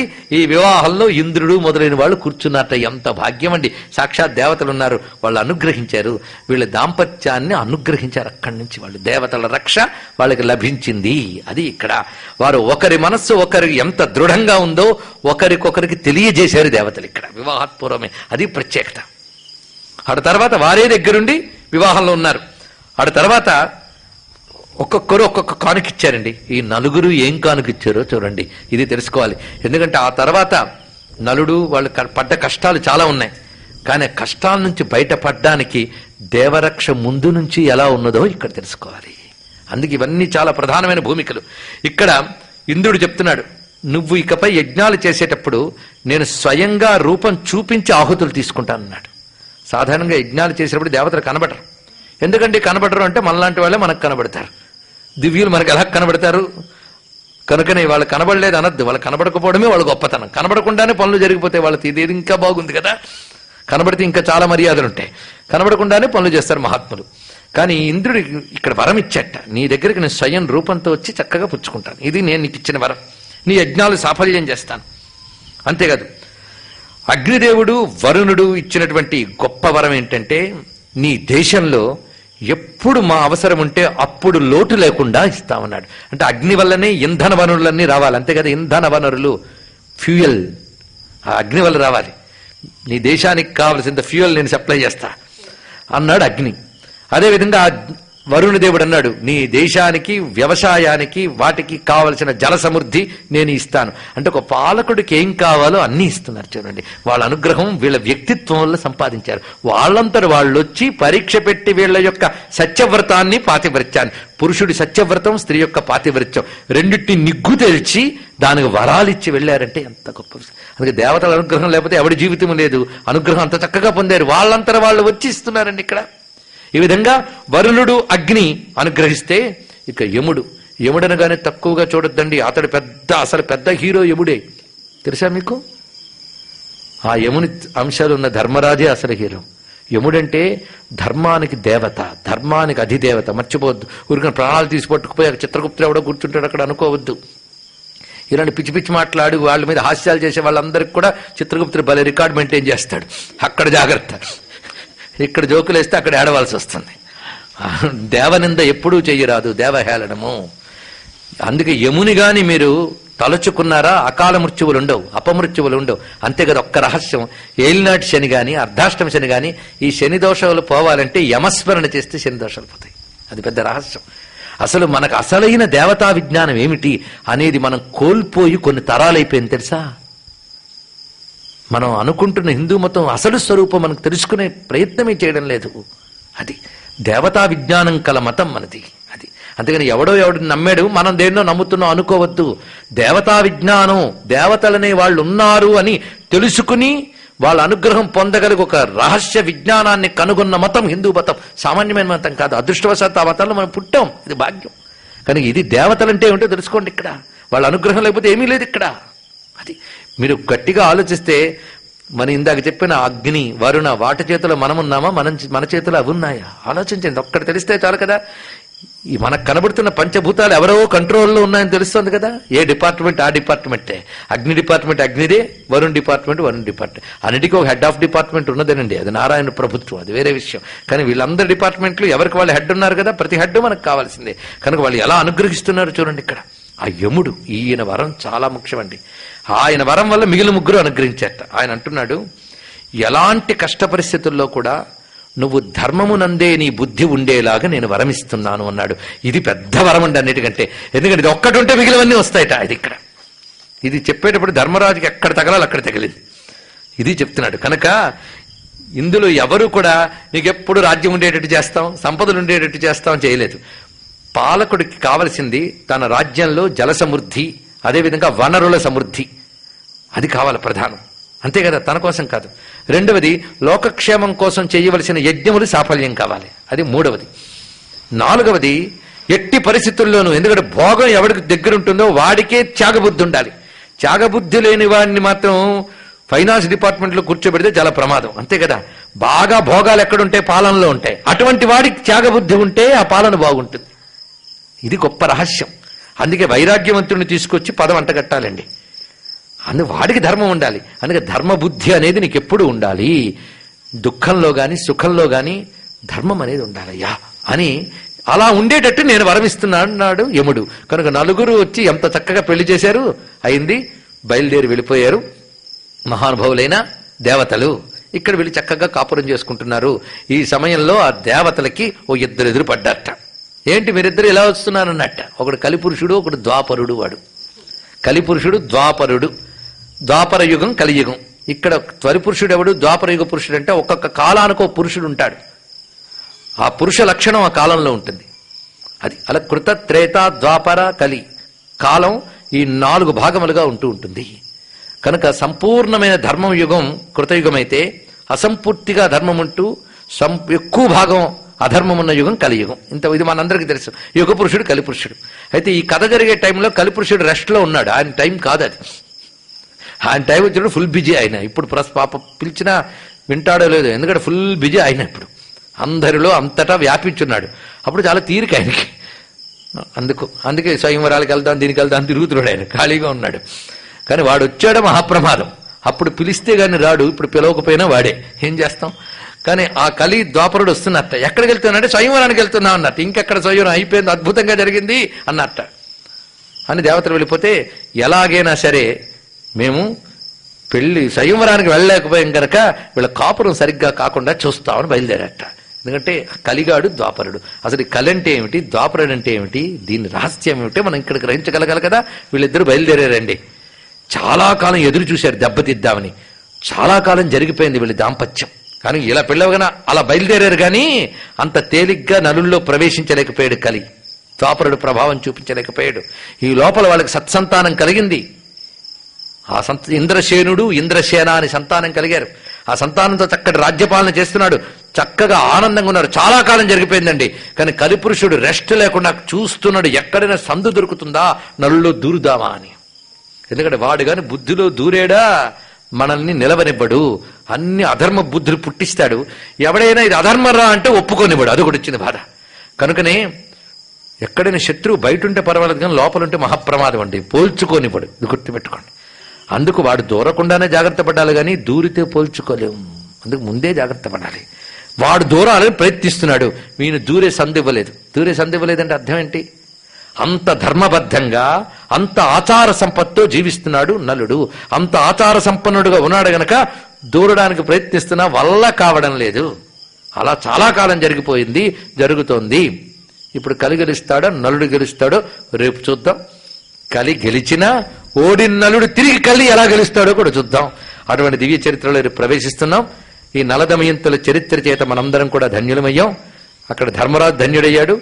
ఈ స్వయంవర ఘట్టం, కళ్యాణ ఘట్టం శుభకరంగా మనం ఈరోజు పూర్తి చేసుకున్నాం.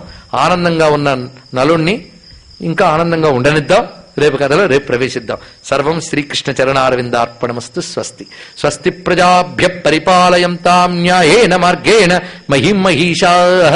గోబ్రాహ్మణేభ్యః శుభమస్తు నిత్యం. లోకాః సమస్తాః సుఖినో భవంతు. కాళే వర్షతు పర్జన్యః పృథివీ సస్యశాలిని. దేశోయం క్షోభరహితో బ్రాహ్మణాః సంతు నిర్భయాః. అపుత్రా పుత్రిణః సంతు పుత్రిణః సంతు పౌత్రిణః. అధనాః సధనాః సంతు జీవంతు శరదాం శతం. మంగళం కౌసలేంద్రాయ మహనీయ గుణాత్మనే చక్రవర్తి తనూజాయ సార్వభౌమాయ మంగళం. వేద వేదాంత వేద్యాయ మేఘశ్యామలమూర్తయే పుంసాం మోహన రూపాయ పుణ్యశ్లోకాయ మంగళం. వసుదేవ సుతం దేవం కంసచాణూరమర్దనం దేవకీ పరమానందం కృష్ణం వందే జగద్గురుం. శ్రీకృష్ణం వందే జగద్గురుం. శ్రీమద్రమారమణ గోవిందో హరి గోవింద. నమః పార్వతీపతయే. హర హర మహాదేవ.